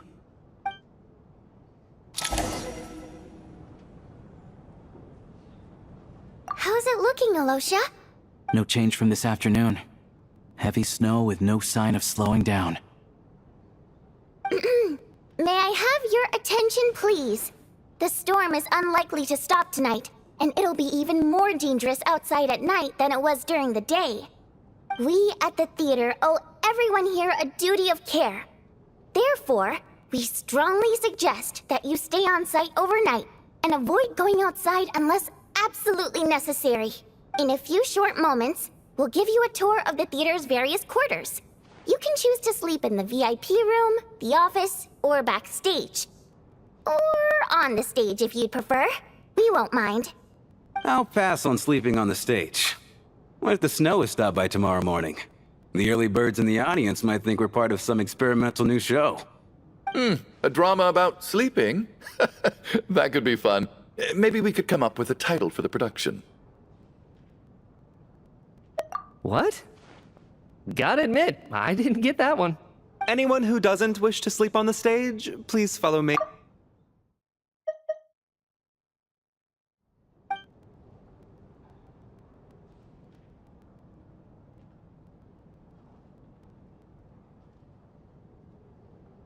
I guess I'll call it a night. Though, I feel like I won't sleep very well without Paimon here.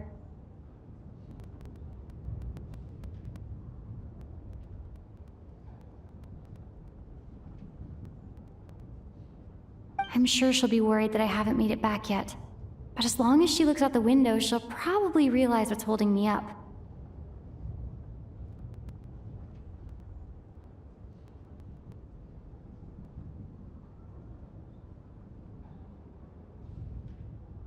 I wonder if she's feeling any better yet? At least she hasn't been getting any worse. Still, I should try and get back first thing tomorrow morning.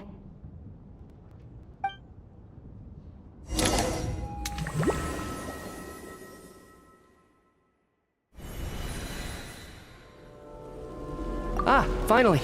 Welcome back to the world of the living, lazy bones. I was about to wake you. Yes. Still waking up, huh? You know, the seeing us from below ever since we were born. You're just dozy. There's no way you've forgotten. Come on, let's keep heading up.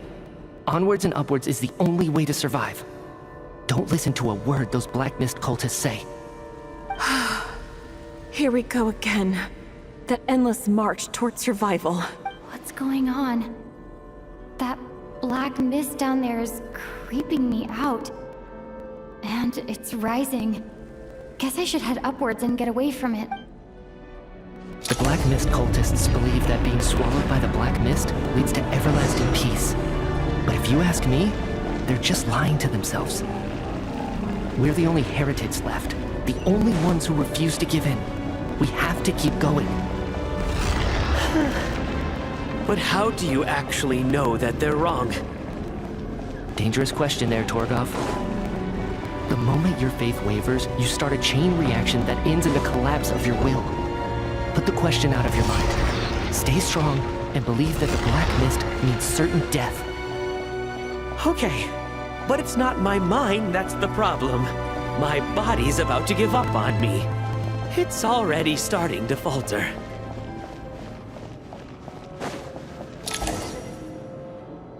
I can't do this anymore. I've had enough of being forever on the run. What's the point of it all?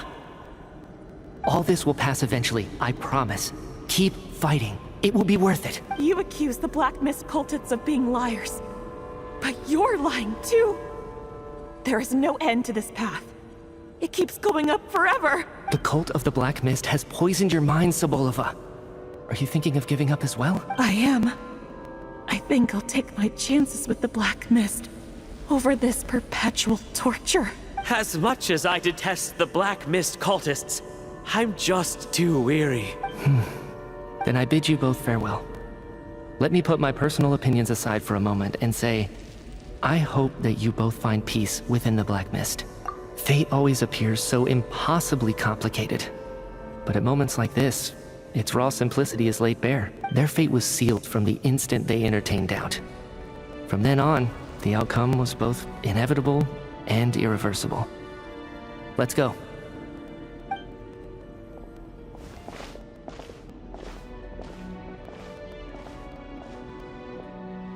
Torgov and Sobolova are gone. I never thought the day would come when even they would be swallowed by the Black Mist. It's just you and me now. Yes, it looks like it's satisfied. For now. This happens from time to time. But it won't be long before the Black Mist starts chasing survivors once again. No one knows how to stop its advance for good. Well, we should make the most of the precious moments of rest that those two bought for us. Huh? Are you really that sleepy, traveler?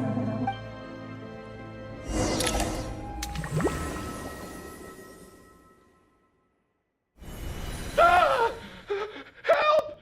Somebody, come quick! What is it, Chuganov? What's wrong? Huh? Is it morning already? What's all the commotion? Sounds like it's coming from next door. I should check and see what's going on.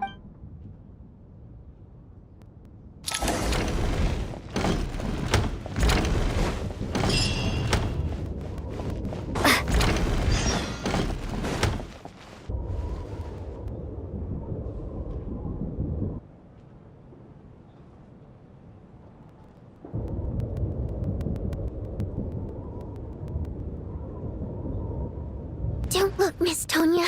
Stay here. Okay. What happened to them?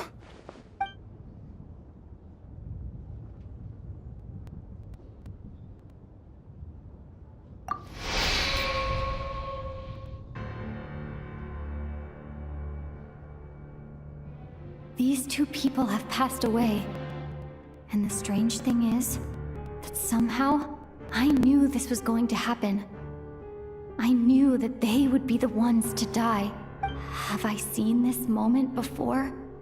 Or did I have some kind of premonition? I can't remember what it was. Let me take a look.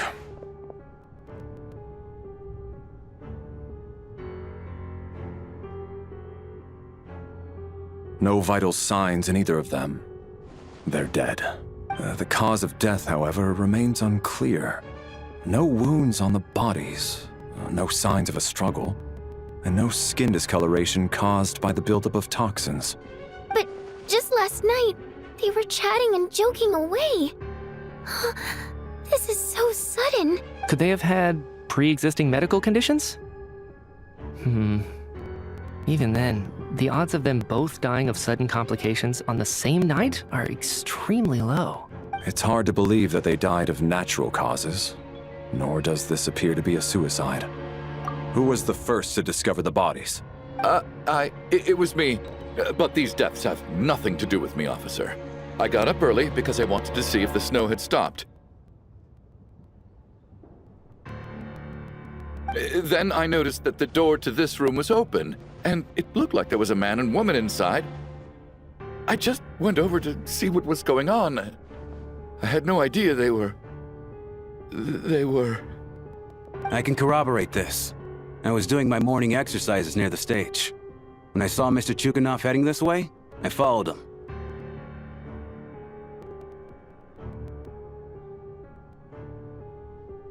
I can also confirm that I didn't see a single person approach that room before him. The snowstorm was raging all night, and it's still going now. There's no way someone could have come in from outside, correct? You mean an intruder? No, not possible. I slept by the door last night as a precaution. There's no way I wouldn't have noticed if anyone had tried to open it. Everyone, split into pairs and search the theater for anyone in hiding or any signs of suspicious activity. I'll follow up with a full search of my own shortly. Go. There is no time to waste.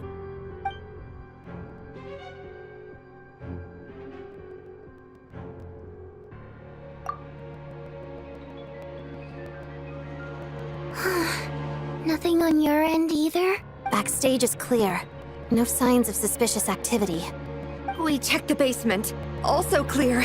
I don't think there's anywhere here that a living person could hide. Are we certain that the theater doesn't have a back door? Or any tunnel or passageway wide enough for a person to fit through? No, there's nothing like that.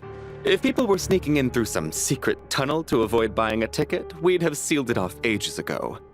I also checked the windows. All of them are locked from the inside, and there's no sign of anyone entering or leaving. It sounds like we can safely rule out the intruder theory.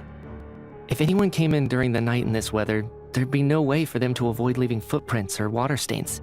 This can only mean one thing. It's like one of those murder mysteries you see in novels and plays, isn't it? The ones where the killer is one of us. We can't quite jump to that conclusion just yet. Could he be right? It's hard to imagine something like that happening in real life. Set in a theater during a snowstorm, a murder takes place and the killer is among us. It's such a classic trope that it seems unbelievable. Looking at who the killer targeted and the clean entry and exit, it all adds up. I know what this is. It's obvious now that I think about it. What is? What have you figured out? Both victims were wealthy, well-known local merchants. And the door was deliberately left open so I would discover the bodies and witness the crime scene first thing in the morning. Such ruthless methods. This was your doing, wasn't it, Lelik? Lelik? You mean Lelik is among us? And he's the killer? Lelik. I know this code name. Member of the Rokot, anti-Project Stuja. Always works alone. I've read the case files at the Armory Palace. Walk me through your reasoning, Mr. Chuganov. What do you know about Lelik? What now, huh? What now, Lelik? What more do you want from me? I already voted against Project Stuja at the Snezhno Gradvecha. You snuck into my house the other day while I was asleep.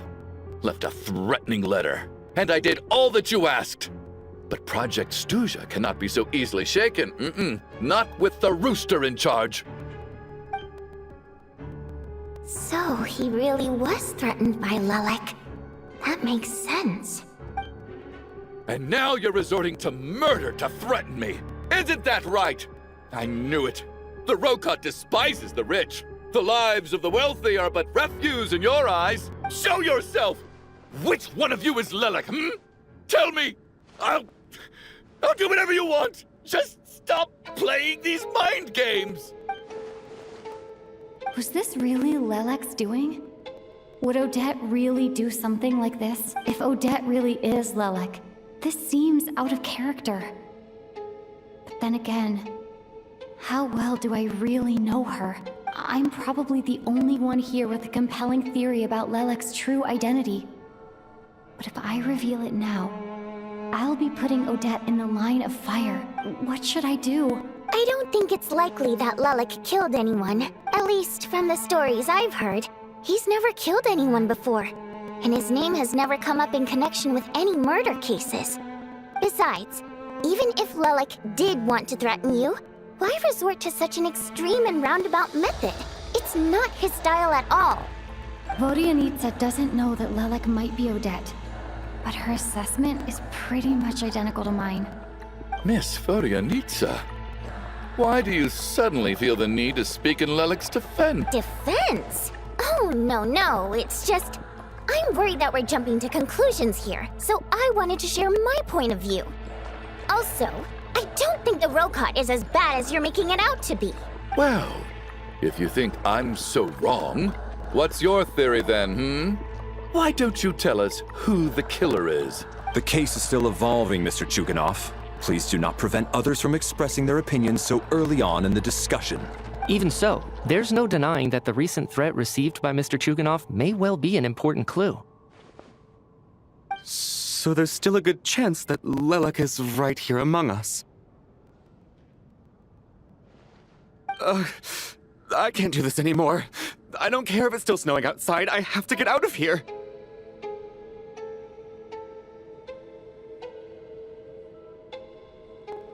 Whoa, take a beat. We all know it's far too dangerous out there. Even the soldiers couldn't get to us. Go out that door, and you might not live to tell the tale. And whoever this Lelek is, they're surely not going to murder anyone in broad daylight. Be sensible, my man. You're safer inside. As much as I regret having to say this, I'd like everyone to cooperate and refrain from exiting the premises until further notice. Because as things stand, every one of us is now a suspect. Unless anyone has further information to share, let's adjourn for now. Feel free to keep searching for clues, but make sure you don't go off alone.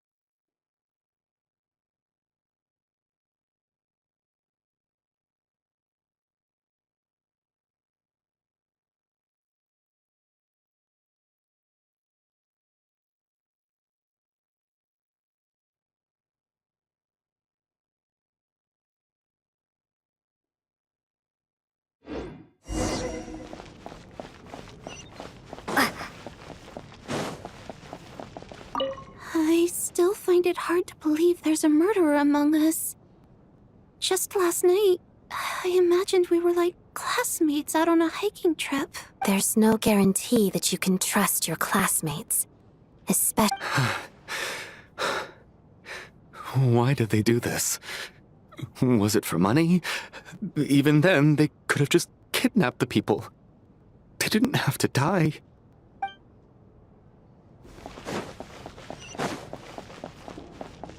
You seem to be very comfortable taking charge, Major. You took the reins as soon as things went south. I simply made an executive decision that someone needed to take control of the situation on the military's behalf. Does this offend you? No, quite the opposite. We feel much safer for it. By the way, what does Major mean exactly? Is it a pretty high rank?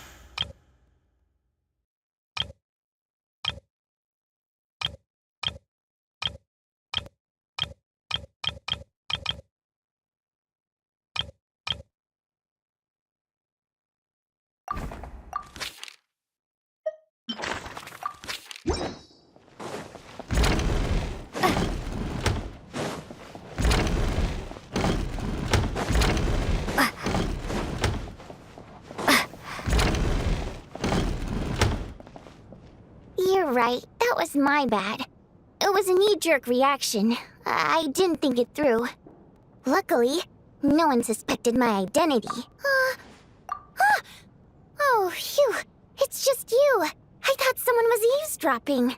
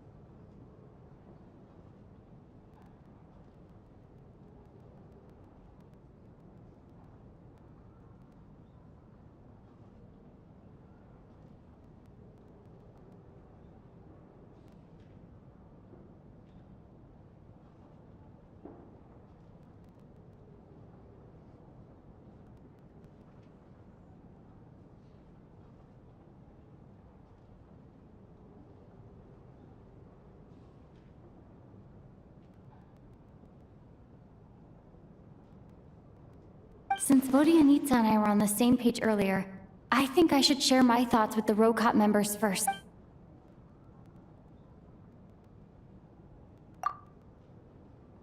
Whoa, whoa, whoa.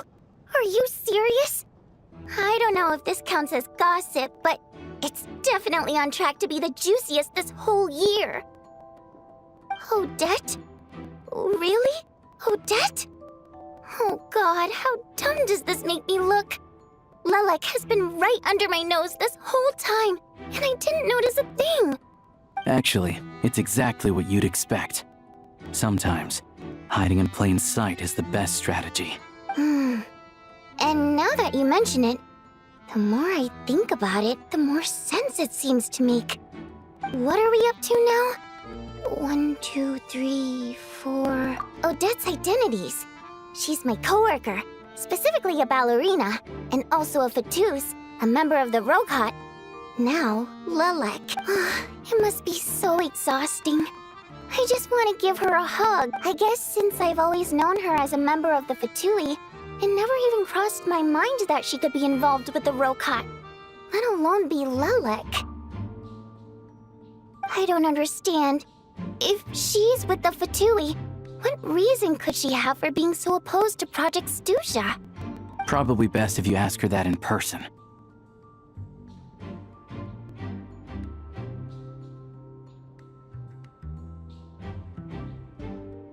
Well, since you waited until now to bring this up instead of announcing it to everyone earlier, does that mean we're all on the same page here? Yeah. Lelek may not follow orders from the Rokot leadership, but as far as I'm concerned, she's never crossed the line. If anything, her actions benefit the poor. We need to confront her face to face. Do you think she'd really admit to being Lelek? I don't know. We'll have to see how it goes. For now, we'll work on the assumption that she didn't kill anyone, and see how much she's willing to tell us.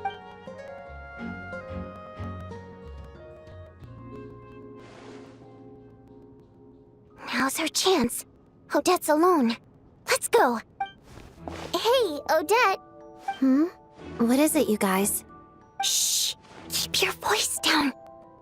We need to talk. So, you're Lelek, aren't you? Alright, fine. You don't have to say anything or explain yourself. Just hear me out first. None of us believes you kill innocent people. Whoever murdered those 2 people last night, it wasn't you. Traveler was the first to figure out your identity, but she kept quiet during the discussion just now.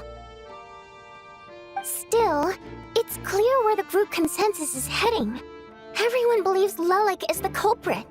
If your identity is exposed, you'll be in a really bad spot. We're your colleagues, and we know what kind of person you are. I don't want anything bad to happen to you. So, can you clue us in? Tell us everything. The more we know, the more easily we'll be able to cover for you. Alright. Yes, I'm Lelek. And no, I'm not the murderer. And thanks, but I don't need you to cover for me. Actually, I'm planning to reveal my identity. Huh? You're gonna reveal that you're Lelek? Here? That's right. I'll admit I was surprised at first when Chuganov guessed that I was here. It was just a lucky guess, but it caught me off guard.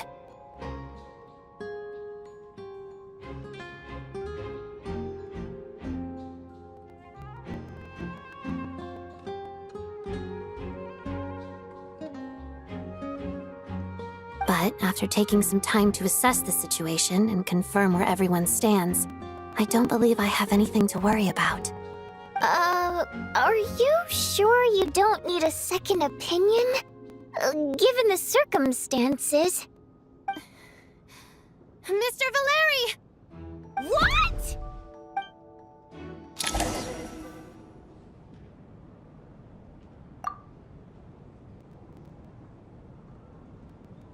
So... Odette is Lelek? I don't know what game you're playing, but you've got a lot of nerve. It's just one identity. So what if it's exposed? I can disappear and adopt a new identity anytime I please. I made my peace with this when I chose to become Lelik. But more importantly, I promise I am not the murderer. Which means that someone else is. So, if anyone still insists that I did this, you'd best produce the evidence now. Otherwise, I suggest that you bite your tongue. Because if you really believe I killed 2 people without making a sound or leaving a trace, pointing fingers at me would surely only make you my next target. Is this really the truth, Miss Odette? That's confidence, all right. I believe you. A real no-nonsense attitude. I can see why Marionette said that she's on track to inherit the title of the Fair Lady. Are you seriously buying this? Hey, officer! She just admitted to being Lelik. Aren't you going to do something about this? I do have one question, Miss Odette. Why have you chosen this moment to come forward and reveal your identity? If I didn't say anything, everyone would be focusing all their efforts on finding Lelik. And that is exactly what the real culprit wants. I don't want to be the scapegoat who lets the murderer get away with this crime. Despite all the accusations, she made the smart choice. A remarkable display of rational thinking under pressure. Clearly, Odette's talent extends far beyond the art of dance. She thought so far ahead. Ugh, why do I always feel like I'm one step behind her in everything? You've convinced me. Dealing with the murder case remains the top priority right now. Let's put the name Lelik and all related incidents aside until further notice. Nevertheless, the group still considers you the prime suspect. I assume you have no quarrel with that, Miss Odette? I understand. You're welcome to keep an eye on me around the clock. I have no objections. Mr. Chuganov? For my wife and daughter's sake, I'll let you off the hook for now. But don't think you're forgiven for breaking into my house and threatening me. Just wait till we get out of here, Lelik. We'll settle the score then.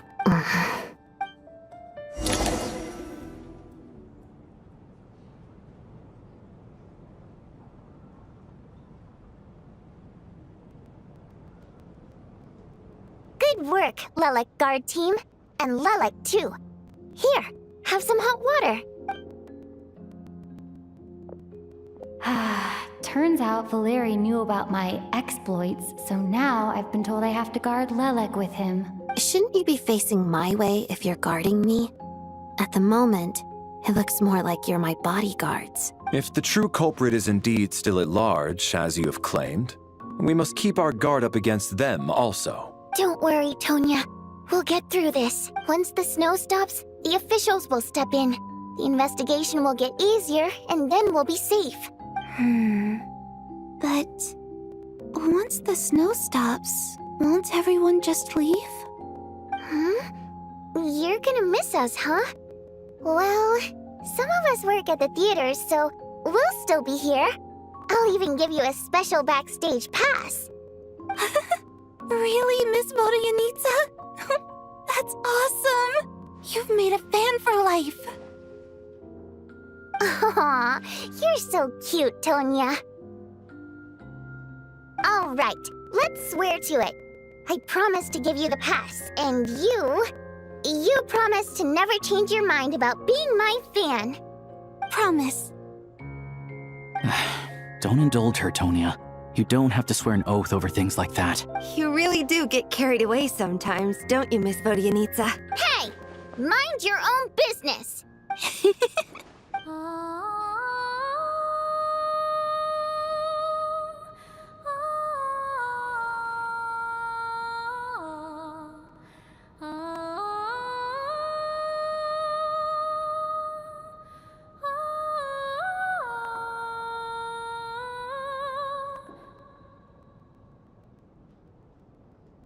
Don't be nervous, Miss Waterimp. Everyone's here. There's nothing to be afraid of. Excuse me? Do I look nervous? Don't be ridiculous. No. You sound nervous, lass. Oh. Wait, but how...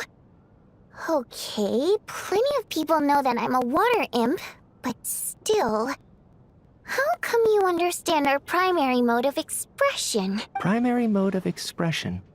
I've not come across that concept before. Well, it's just... we water imps tend to communicate our emotions to each other by singing, rather than facial expressions. The emotions we convey through song take precedence over our facial expressions. So, we think of it as our primary mode of expression. I'm impressed, Shram. I didn't take you for a man of culture, but you're clearly rather learned. It's not about being cultured or not. The thing is, this mode of expression can usually only be understood by other water imps. It's not a simple case of a song sounding happy or sad. And yet, you're clearly human, Mr. Shram. It's really not the big deal you're making it out to be. I think I just have a knack for it. Plus, I have a... very close friend who's a water imp. A delightful lady. But keep that a secret. Anyway, we spent so much time together that before I knew it, I noticed I could understand her expressions. Oh, I guess that makes sense. Still, the fact that you have a water imp friend is even more surprising.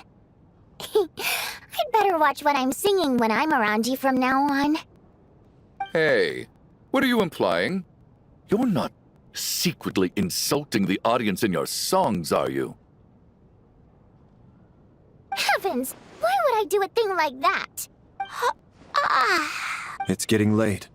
We should discuss our sleeping arrangements for tonight. To guard against the killer, someone needs to keep watch. I suggest that we don't sleep in separate quarters tonight. It will be safer if we all stay together. As long as someone keeps an eye on Lelik, I'm quite sure we won't have any trouble. Are you saying that you wish to bet your life on Miss Odette being the killer?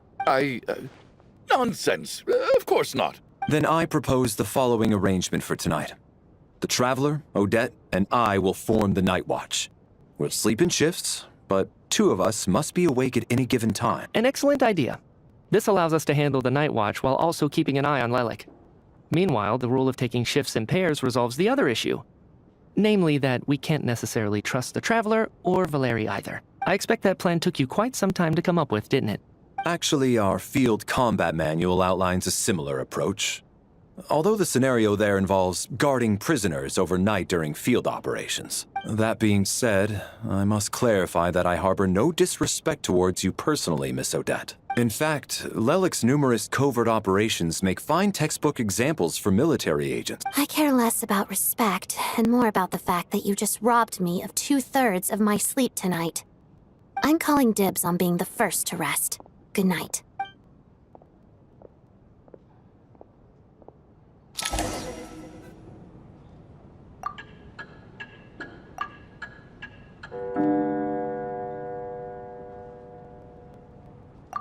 It's almost time. We should wake Odette. How are you faring? Oh, not going to argue with that. I'll take a quick nap. If you start to feel sleepy, wake me up anytime.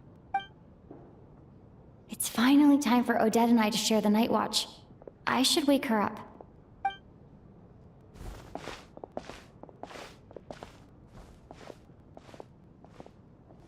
I came here to get information from her in the first place. Maybe I should think about what questions I want to ask before she wakes up. How long are you gonna keep staring at me? Couldn't sleep. My mind's been running haywire. Plus, there's something I've been meaning to talk to you about. I had a hunch that you wanted a conversation too. Let's take this chance to clear the air.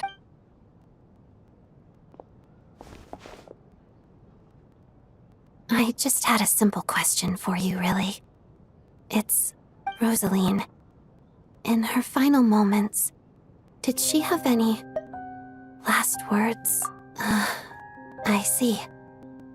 Well, that was all. I have no other questions. No, she was utterly ruthless in pursuing her goals. That kind of person should be hard to miss. And yet, even though I never approved of her methods, and she was an abrasive person, the fact remains that I am indebted to her. Oh, she told you. I guess that makes sense. I think she and Rosaline were on pretty good terms. Yes, Rosaline wasn't the kind to gossip about this sort of thing. Not that it's any huge secret to me. When I was a child, I had to join the Fatui for the sake of my mother and me. I trained under Rosaline. It was extremely grueling, and it didn't exactly come naturally to me. All I could do was try to ignore the biting cold and practice. I was a newcomer who'd managed to make a good first impression on a harbinger. There was pressure to live up to her expectations, to be worthy of the fair lady's reputation. Every day was a struggle against the cold, pain, and fatigue. And most nights, I struggled to fall asleep. After enduring all that, I've become almost immune to the sensation of pain. I suppose that was the cost of survival. Surely, any child who had to experience that would grow to hate her lot in life, don't you think? So, I put an equal amount of effort into my ballet. Because in my young mind, that was the only way to defy my fate. It was my way of telling her, the Fatui's demands and your expectations of me are not what I wish for. One day, I will leave. I think she probably blamed my poor performance in training on my passion for ballet. She knew my heart wasn't in it. One time, when I was secretly practicing a dance at night, she suddenly showed up. I knew she was there to catch me red-handed. I told her, "You don't deserve to watch the dance I learned from my mother." She looked stunned. I guess she was surprised that I lashed out first, before she had the chance. But strangely enough, on that occasion, she wasn't fierce with me like she was during training. Instead, she fell silent for a moment, and then left. After that, she never interfered with my dancing or asked me how it was going. She never came to watch me dance again either. Not even once. She was. But even now, whenever I take out this core Ignis, I can't help but think of that night. Of the look on her face. Sort of. Although gift might be too kind a term. This is her flame sealed within ice. A symbol of her favor, yes, but also our way of keeping an eye on people. She knew the location of every piece of core Ignis. If any recipient started acting suspiciously, she'd be on to them immediately. Trust her to make even a mark of approval feel suffocating. So, when news of Rosaline's death reached Snezhnaya, many people immediately crushed their core Ignis. It gave them a profound sense of relief, like they'd broken free from her But I kept mine.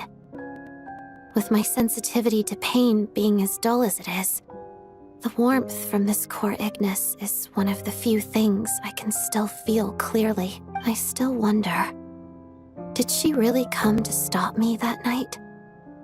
I wasn't sure, but I was scared. So I said some really awful things. I guess she didn't leave anything behind. Not that I expected her to. It's fine. It's just a bit of a shame that we couldn't settle our differences before the end. She did. Are you sure she was talking about this event? No, she didn't. I didn't even find out that she'd gone to Mondstadt until a while after she'd left. Wait, in that case... Okay, I will. Thanks for letting me know. There's something I'm trying to figure out. I'm beginning to suspect that Paimon's mystery illness is being caused by the energy research behind Project Stuja. Paimon's very important to me, so I have to get to the bottom of this. I figured that since you're Lelek, you might know something about all this. The ultimate goal of this energy experiment is to create a weapon for the final battle.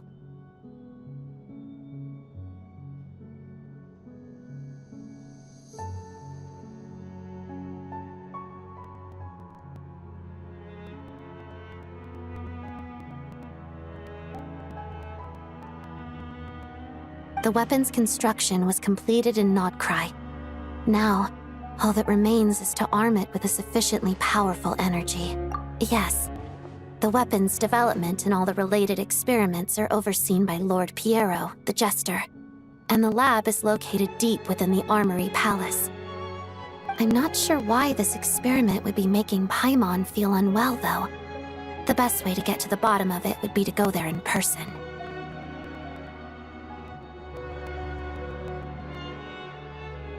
Once we get out of here, I'll help you apply for an entry permit. And I'm hardly the organization's proudest member, as you know. You answered my question about Rosaline. I want to do you a favor in return. It's that simple.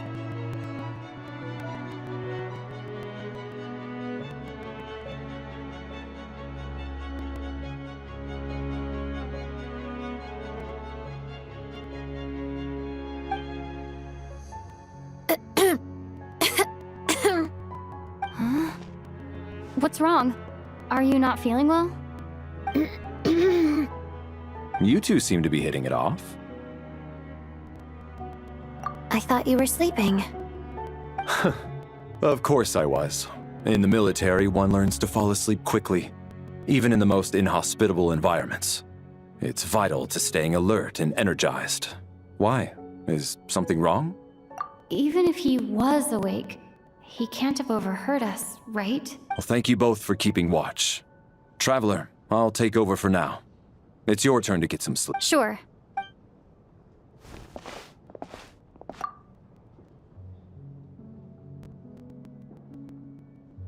This is our second night here, but at least I found out a little more about Paimon's condition. I hope she's been sleeping well the past couple of days. Huh. Why do I feel like I'm being watched? Seriously? Is this payback for when I stared at her earlier?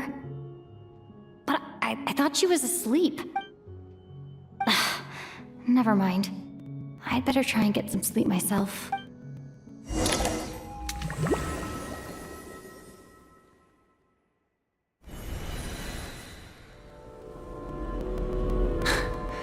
Hey, what are you spacing out for? Are you reaching your limit too? How long have we been walking for? Do you remember? Time's lost all meaning. Ever since we noticed that thing above our heads. What was it called again? A star key? Or key star? Anyway, the person who named it was swallowed by the black mist. Whatever it's called, ever since we noticed it, we've been walking up and up, hoping that as long as we reach it, we can find a way out of this place. But it seems like no matter how far we walk, we never get any closer. Well, we've come this far. You never know. Maybe we're almost there? Come on, enough moping. Let's go. The black mist is catching up.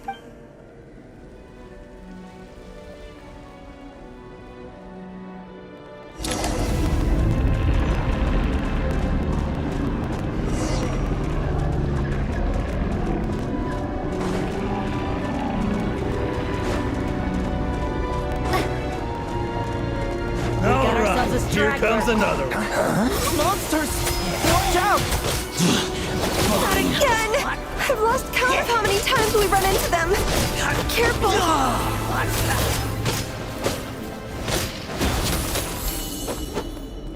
Hey, tough guy.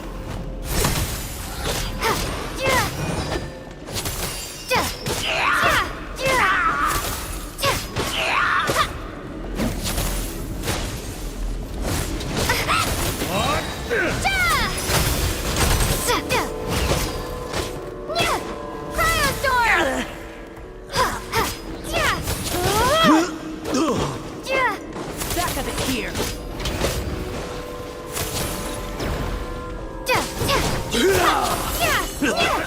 Ouch.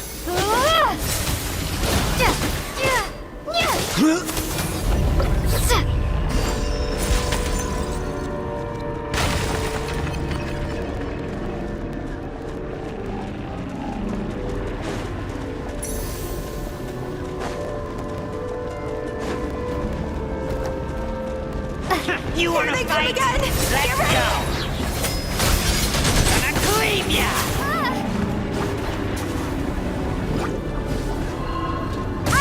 Backup is here. Gotcha!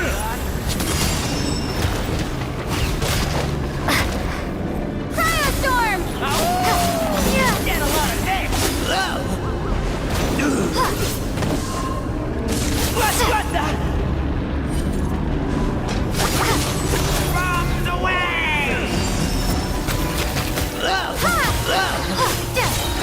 Fighting frog! Gotta run.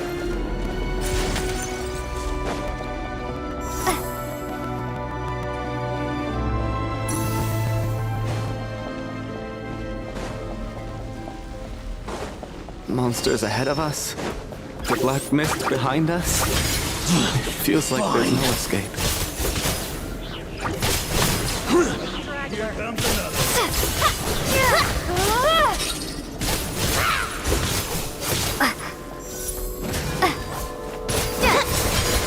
Backup is here. Should've run faster. Gonna slice you learned! Are you hurt, Coolish? No, I'm fine. It's just... Suddenly I don't want to walk any further. I get you. In fact, I reached my limit a long time ago. Sometimes it feels like there's hope where there shouldn't be. Yeah. The hope that the star gives us is the only thing keeping us going. But I'm not sure it's real at all. It may just be a collective illusion. Otherwise, why would it always be out of reach? We know you mean well, but you're only saying that to try and encourage us to keep going, aren't you? Thank you, friend. But enough is enough. Please don't give me any more false hope. Hope is poison in this place. You're going to continue, aren't you? I admire that. I've given up, but I wish you the best. May there come a day that you catch up to the star and leave this godforsaken place.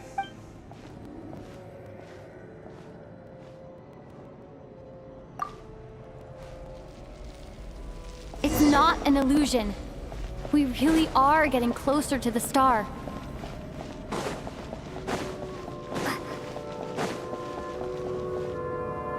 Congratulations. You're the first person to make it here.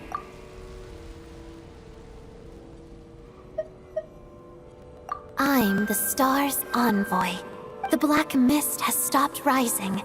Its hunger is satisfied for now, having devoured your two companions. This is a good opportunity. I'll let you get some rest before we continue. What do you mean, leave? The star represents the starting point. It's the waypoint for the beginning. Congratulations on reaching the starting point. Once you are ready, we will head out and walk upwards. I will be right by your side the whole way. Huh? What's wrong?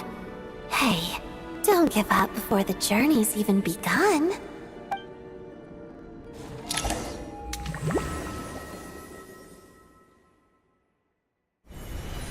Rampana! Rampana! Is that Vodyanitsa's voice? What happened? Coolish, wake up! Please wake up!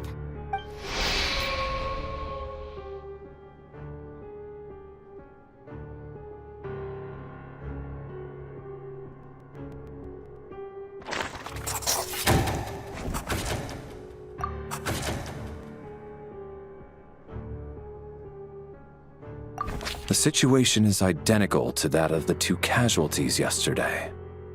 We cannot ascertain the cause of death. At least there are some elements that we can rule out this time. They slept on the stage with everyone else. So I suppose the surrounding environment can't be a relevant variable. Rampana. Coolish. Weren't some of us keeping watch last night? 3 of us, in fact. How could you not notice something was wrong? I'm as confused as you are. Certainly nothing unusual happened on my watch. Likewise, and from what I've observed so far, both Miss Odette and the Traveler can be trusted.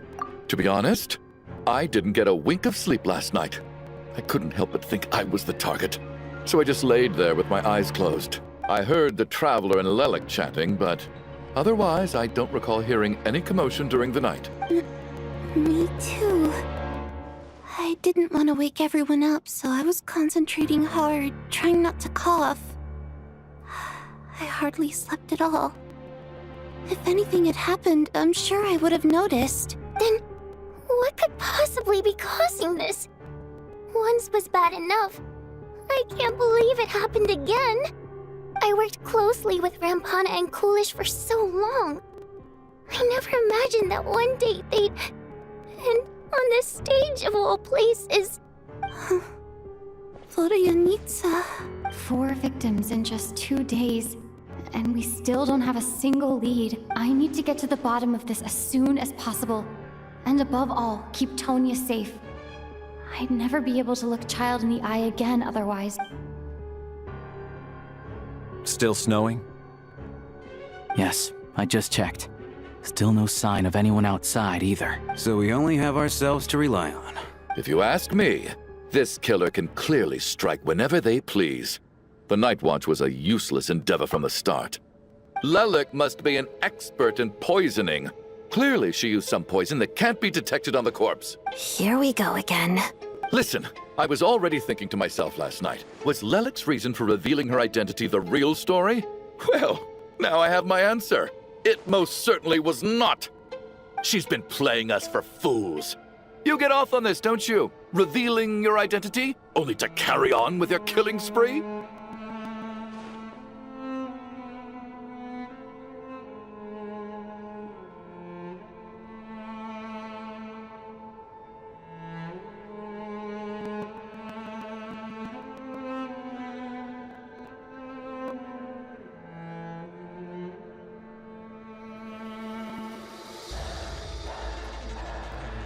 That's a hideous thought. One that only a hideous mind like yours could dream up. How dare you! That's enough! Yesterday, you named Lelik as a suspect because the victims were both wealthy merchants. Lelik might have had a motive then, but today's victims were just ordinary people. Not to mention that they were colleagues of Odette and mine. What reason would she have to murder them? Let me guess. Just to scare you? Who knows? Maybe you don't know her as well as you think. I implore you all to ask yourselves, how many people are there really in this world that have what it takes to kill another person? Not many, I'd wager. Lelik is well known to be a ruthless operator, and now she has revealed her identity. How could it be any more obvious? Everything you've said so far is still just conjecture, which doesn't constitute a concrete lead. You need to back up your claims with some evidence. How can you defend her, officer? What did she say to you while you were on Night Watch? Maybe I shouldn't be so surprised. You military types are always colluding with criminals to target the rich. All so you can get your grubby paws on our hard-earned fortunes. Then tell us to fall in line. The Fatui, the Druzhna, and the Rokot. Thugs, the lot of you. Don't you dare. Sir, but... You were the one who told us not to stop other people from expressing their opinions yesterday. 4 people have already died. Only yesterday I was chatting with Mr. Coolish. Then we woke up in the morning and he's... Turning against one another is the last thing we should be doing right now. Little girl. Even if Mr. Chuganov is a puffed-up, pig-headed windbag who doesn't have a clue what he's talking about, he's still one of the victims here, isn't he?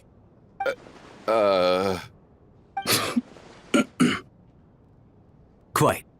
I had no intention of resorting to violence. But you're right, Miss Tonya. I ought not prevent him from speaking his mind. In any case, I believe Mr. Chuganov has calmed down a little now. We may resume our discussion. I don't think there's any need for that. What is there to discuss? Nothing about this situation is normal. Did you have an idea, Mitya? You're the brainiac here, right? Come on, clue us in. I've been mulling something over. All the leads we have so far concern things from outside the theater. Miss Odette's alter ego, the threats Mr. Chuganov received. But then there's the 2 double murder crime scenes themselves, which have given us absolutely nothing to go on whatsoever. That's highly unusual. Even with the most careful killers, there's always some evidence left behind. So what are you suggesting? I think this could be a supernatural event. It isn't characteristic of human-on-human homicide at all. Correct me if I'm wrong, but aren't you supposed to be a scientist? That doesn't sound like a conclusion someone like you is supposed to make. I got into scientific research because of my insatiable curiosity. But if the present situation defies all known scientific explanations, I don't mind shifting my curiosity toward the paranormal instead. Now that you mention it, I remember when I first came to the theater. I heard rumors about this place being haunted. Haunted?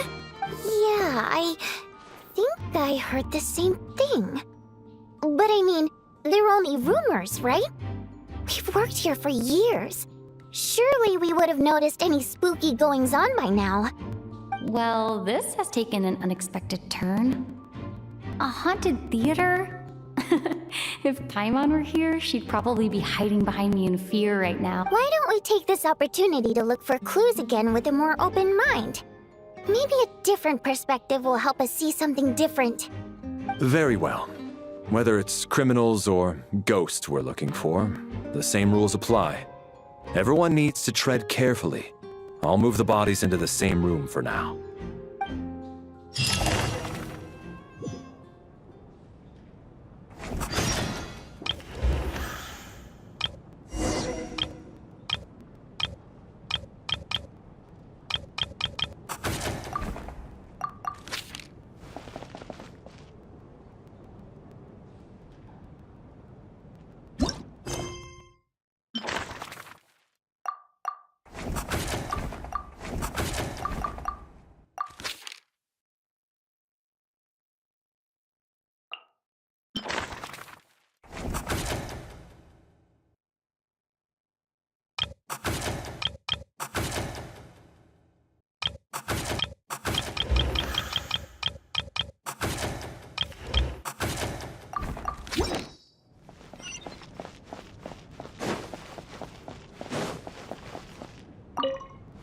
I need to think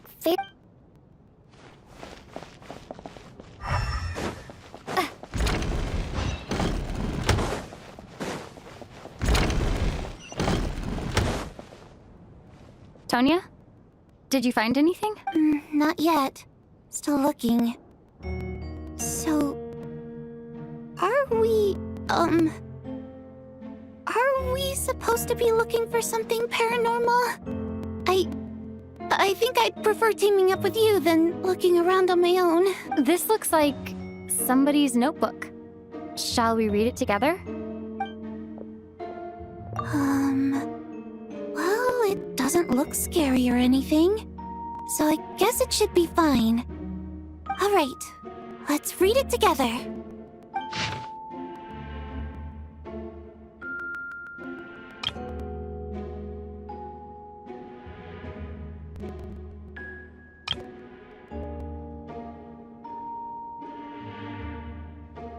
Huh. This has to be Vodyanitsa's writing, surely. Maybe it's a little rude for us to peek at this.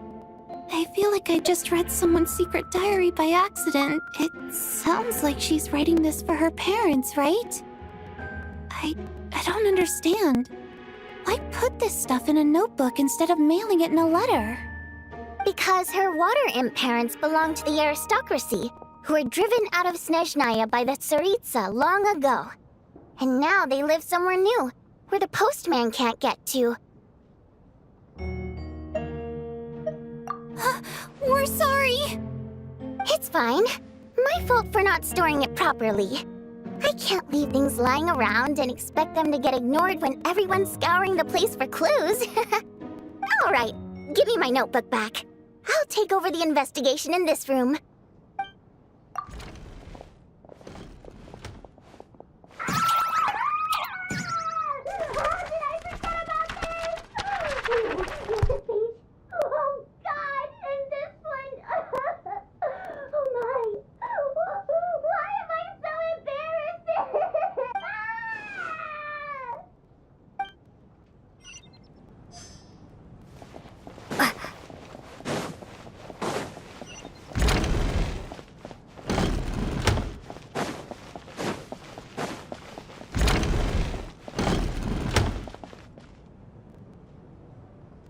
Ah, Traveler.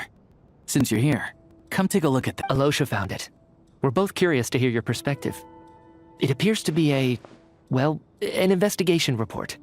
And the focus of the investigation was the rumors of haunting we heard about earlier.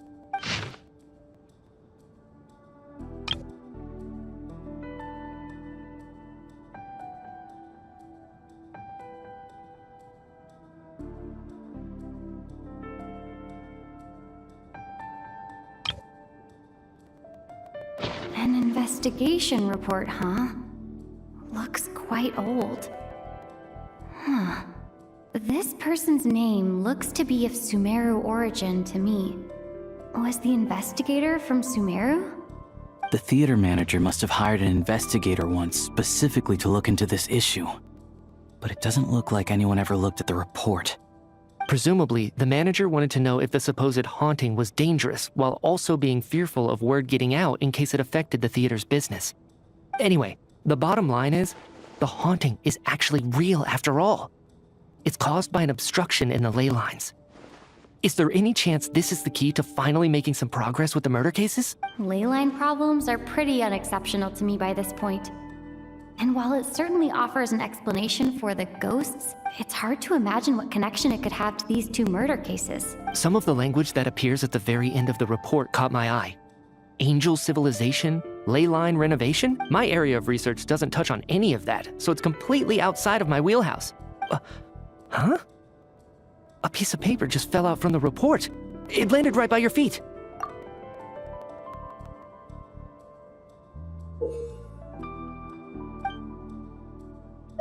How unnerving. It was tucked inside the report, so it must be a note left by the author. Death is near. Is that supposed to be what's going on here? With us? In the theater? But if so, how did the author foresee it? Could he predict the future somehow? Maybe things are more complicated than we thought. No, wait a second. If we take the report and the note at face value, they completely contradict one another. The report definitively concludes that the hauntings in the theater are harmless and cannot affect the real world.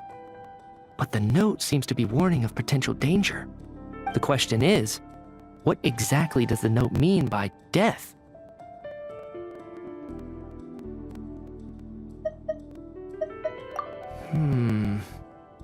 The various ways we could interpret this keyword lead in completely different directions.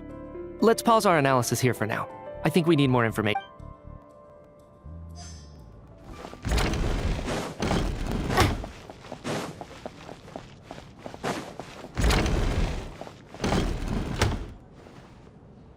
Valeri, come take a look at this. You too, Traveler. Some sort of notebook. What is it for? It's the on-duty logbook for the theater. Coolish was the main person to use it. He mostly used it to record any unusual incidents during a show, audience numbers, exit times, and so on. Yes, he'd always have this logbook with him when he checked tickets at the entrance. This should confirm a lot of key details about the recent show. So, you find anything unusual? Yes. The number of people.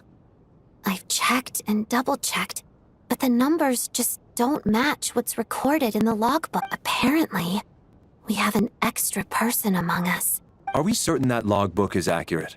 Could someone have sneaked in without buying a ticket or something? Unlikely. Coolish took his duties very seriously. I've rarely seen any errors in his work. Not to mention that this was a dress rehearsal, meaning smaller audience numbers and tighter ticket restrictions than usual. Everything would have been well within his control. We no longer have our tickets with us, do we? They got collected on entry. I assume there's no way we can check them. This is a problem. Unfortunately not. The theater recycles tickets. Once people are in the door, they don't tend to leave until the show ends. So we collect the tickets at the point of entry. If we were around, we could ask. Still, I'm inclined to believe that this discrepancy in the head count is significant. Did an extra person just materialize out of thin air? Hello. Hi. Okay. If we take all this together, it's not impossible, is it? If anything, it's the natural conclusion. Oh, I beg to differ. This sounds to me like a product of a researcher's vivid imagination. And perhaps it's because I'm still viewing this through the lens of a typical murder investigation. But still, I'm struggling to be persuaded by your theory. Does it really sound that far-fetched? Alright, well, let's treat that as speculation for now. I do agree with what you've said, so let's go with your idea for now. Good. Okay, now that we finally have some meaningful leads, I think it's time to reconvene. Let's get the others.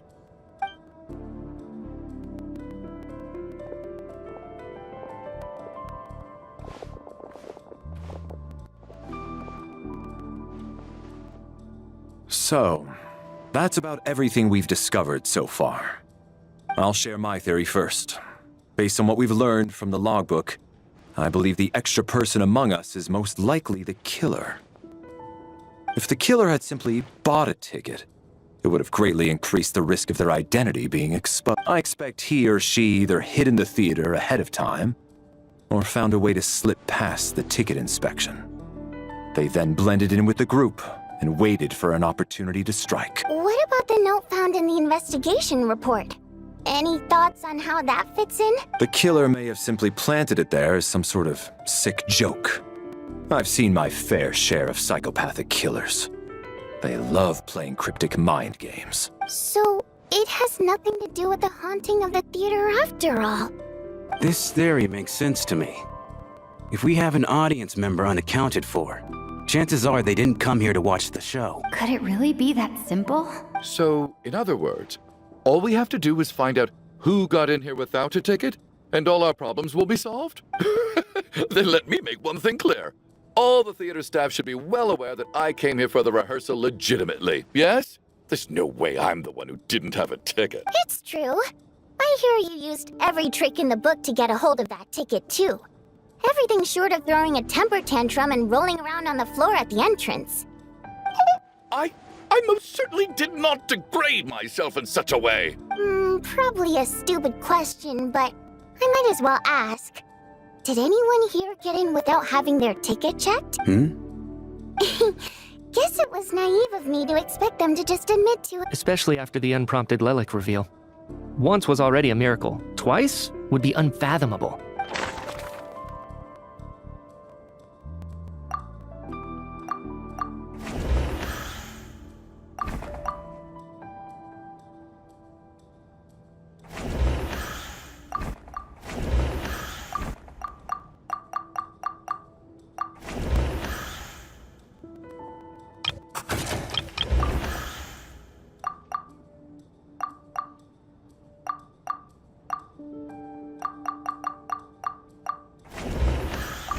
As things stand, the audience headcount doesn't add up.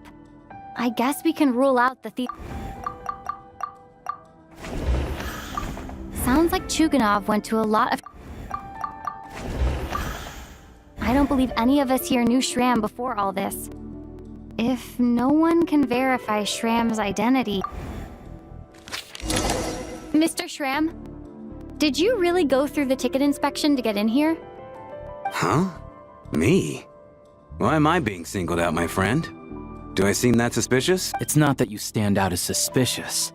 More that everyone else has been ruled out as trustworthy. Okay. Well, we spent the best part of 2 days together now, so I'm sure you can all tell what kind of person I am. I'm a true gentleman. I never dream of doing something like sneaking into the theater without a ticket. Yeah, I have no doubt that you're a good person. But the problem is, none of us here actually know you, so no one can say for sure that you are who you claim to be. Although, actually, what was it you said last night? Yeah, you're friends with that water imp, which is why you understand our primary mode of expression. Last time I checked, there were barely any of us remaining in Snezhnaya, since most of the water imps left. Could you tell me a little bit more about your friend? There's a good chance I actually know her, and I suppose it's also kind of a way for everyone else to get to know you a little.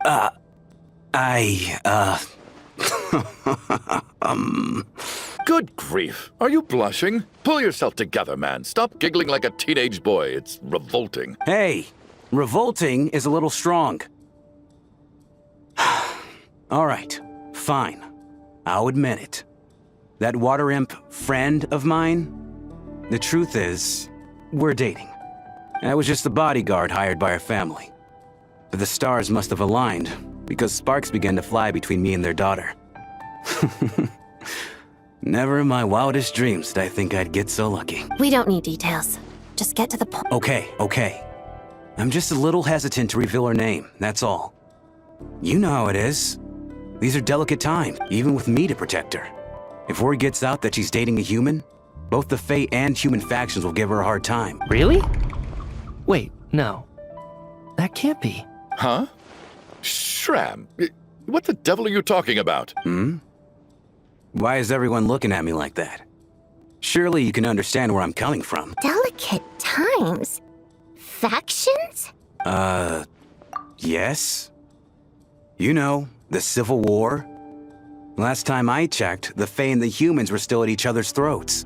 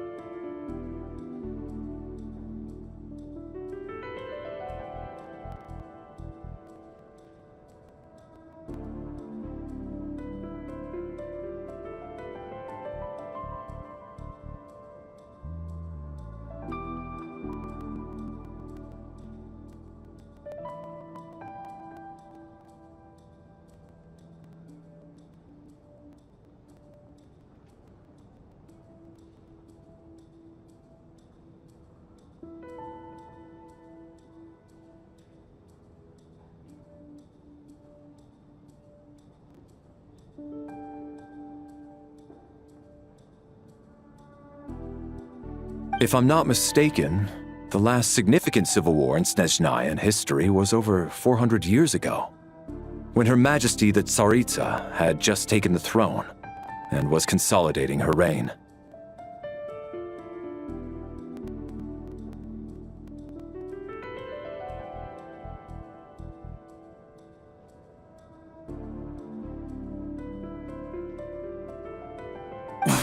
What do you mean, 400 years ago?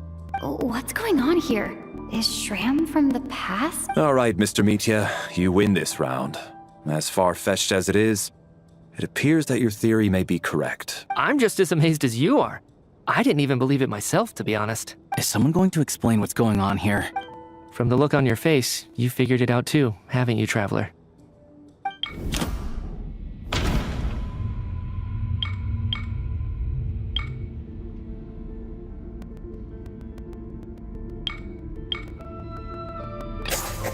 The theater's ley lines have been modified to block souls within its grounds from returning to them. Some souls can even wander this place. Mr. Shram's statement proves he's from hundreds of years ago, and according to the investigation report on the theater hauntings, Mr. Shram is very likely a lost soul wandering the...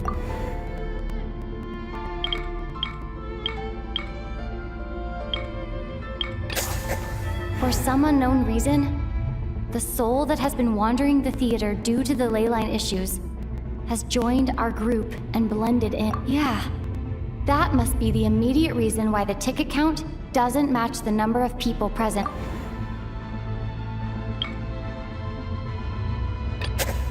The death of those victims is an irrefutable fact. The contents of the investigation report have been verified. There are indeed ley line issues and wandering souls in the theater. Death likely symbolizes the deceased. Mr. Death is near. Huh. That must mean that there's a dead person in our midst. Yeah, the logic is clear now. The investigation report said that there would be souls stuck wandering around the theater because the ley lines were cut off. Mr. Shrem must be one such soul who died in the theater a long time ago.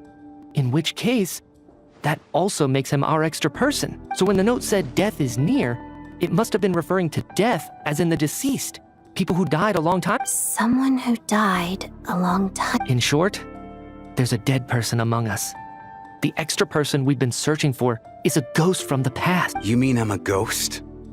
No. Don't make jokes like that, my man. There must be some mistake. But even if I was dead, I know for a fact I didn't kill anyone these past 2 nights. Yeah, even if all that's true, the report also said the souls inside the theater can't affect reality, right? They're harmless. Then what if the problem isn't the souls at all, but the ley lines themselves? The ley lines have a powerful ability to attract and devour souls. Let's say that the ley lines are like a black hole, constantly seeking to engulf souls. But the souls that don't want to return are trying to avoid being sucked in. Huh. Why does this analogy sound so familiar? What happens when the black hole can't achieve its goal? I'm only speculating here, but what if it ended up swallowing innocent souls by mistake? Or intentionally taking other souls to compensate? That could explain why we weren't able to determine a cause of death. If you're right, and their souls were devoured by the ley lines, it does make some sense. It does seem to explain a lot of the things we couldn't make sense of. Does that mean it's true? Except there's no concrete evidence. Mitya is relying on a lot of logical leaps. Still, it seems like the best explanation we have under the circumstances. All right, so how could Shram not know that he's dead? Seems a little unlikely that he hasn't noticed anything unusual even after several days interacting with us. On the contrary, it's perfectly normal for a soul to wander the theater for centuries without questioning their existence or reason for being there. It's simply what's natural for them. You know what, Mr. Brainiac? I think you might actually be right after all. I'm trying to remember and... even though my head feels like it's going to explode, I think... it's all coming back to me.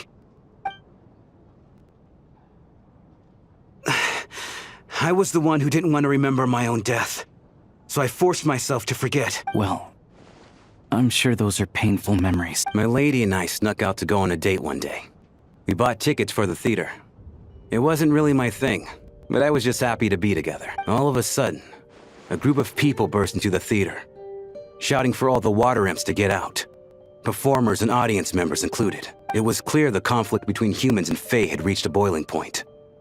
This time, the extremists were even coming after the water imps who had nothing to do with the war. I thought I could pull one over on them. So I took off my jacket, draped it over my lady, and tried to sneak out amid the chaos. But I got caught. They started shouting, calling me a traitor to humanity. But I was going to do whatever it took to buy our chance to escape, no matter how many people stood in my way. I had to, both as their bodyguard and out of love. It's all right, friend. You can stop there if you want. You don't need to dig all that up again. It's just... even now, I'm still struggling to accept the truth. How could I be dead?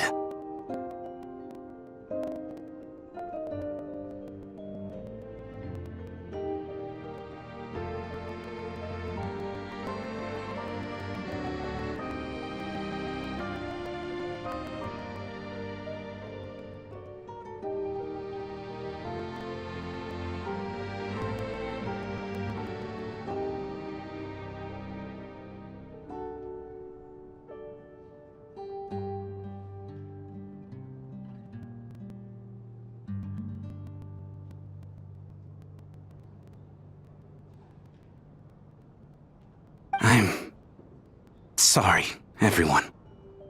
If I'd known I was a dead man walking, I wouldn't have dragged you down with me. If I'm the cause of all this death, then punish me however you see fit. But, Mr. Shrimp... No. I refuse to be a burden. I know what I have to do. You said I've been wandering the theater for centuries. I guess it's high time I got a breath of fresh air. Out there, I mean. I'll leave this place and take all this death with me.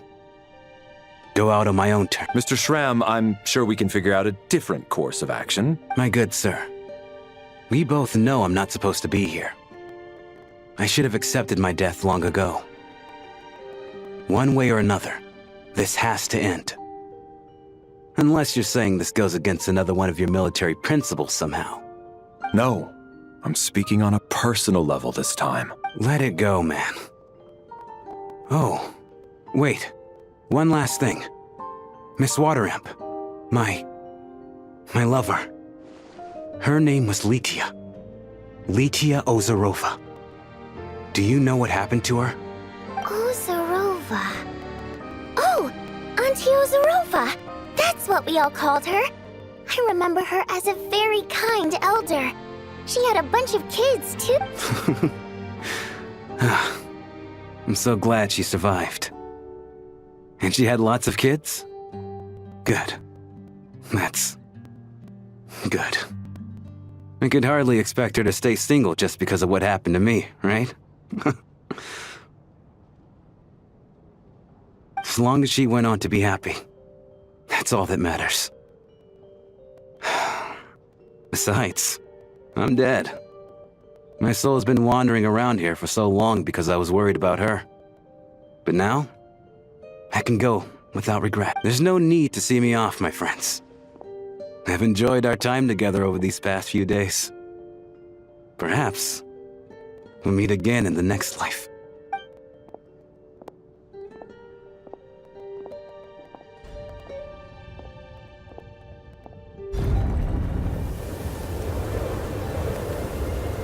Take care, my man. I knew Mr. Shram was already dead, but... I still feel so sad. Death is cruel, no matter how we might try to make sense of it. So, was the conflict between Fae and humans really that bad back then? I was only little, so I don't remember much. It's terrible to think that so many innocent people had their lives turned upside down. Even the historical records about that time period don't say much about it. All people know is that the Tsaritsa founded the Fatui, drove out most of the Fae aristocracy without explanation, then used her terrifying power to suppress the It seems to me like the Tsaritsa chose to make herself the enemy. She downplayed the conflict, directing whatever animosity both sides had for each other at herself instead. That's also why, despite how brutal the conflict was at the time, there hasn't been much lingering tension between humans and Fae since. Things have been fairly harmonious for the past few centuries. So, the Tsaritsa banished the Fae to protect the Fae living in the city? She offered herself up to be hated in exchange for peace. Maybe it's not quite as bad as it sounds. I don't think Her Majesty is too concerned if mortals hate her or not. And besides, there are very few who truly do. All this time, I had no idea. All right. If Mitia's theory is correct, then I think we can consider this matter settled. Let's all take a break. Ugh, if only this blasted storm wasn't still raging on.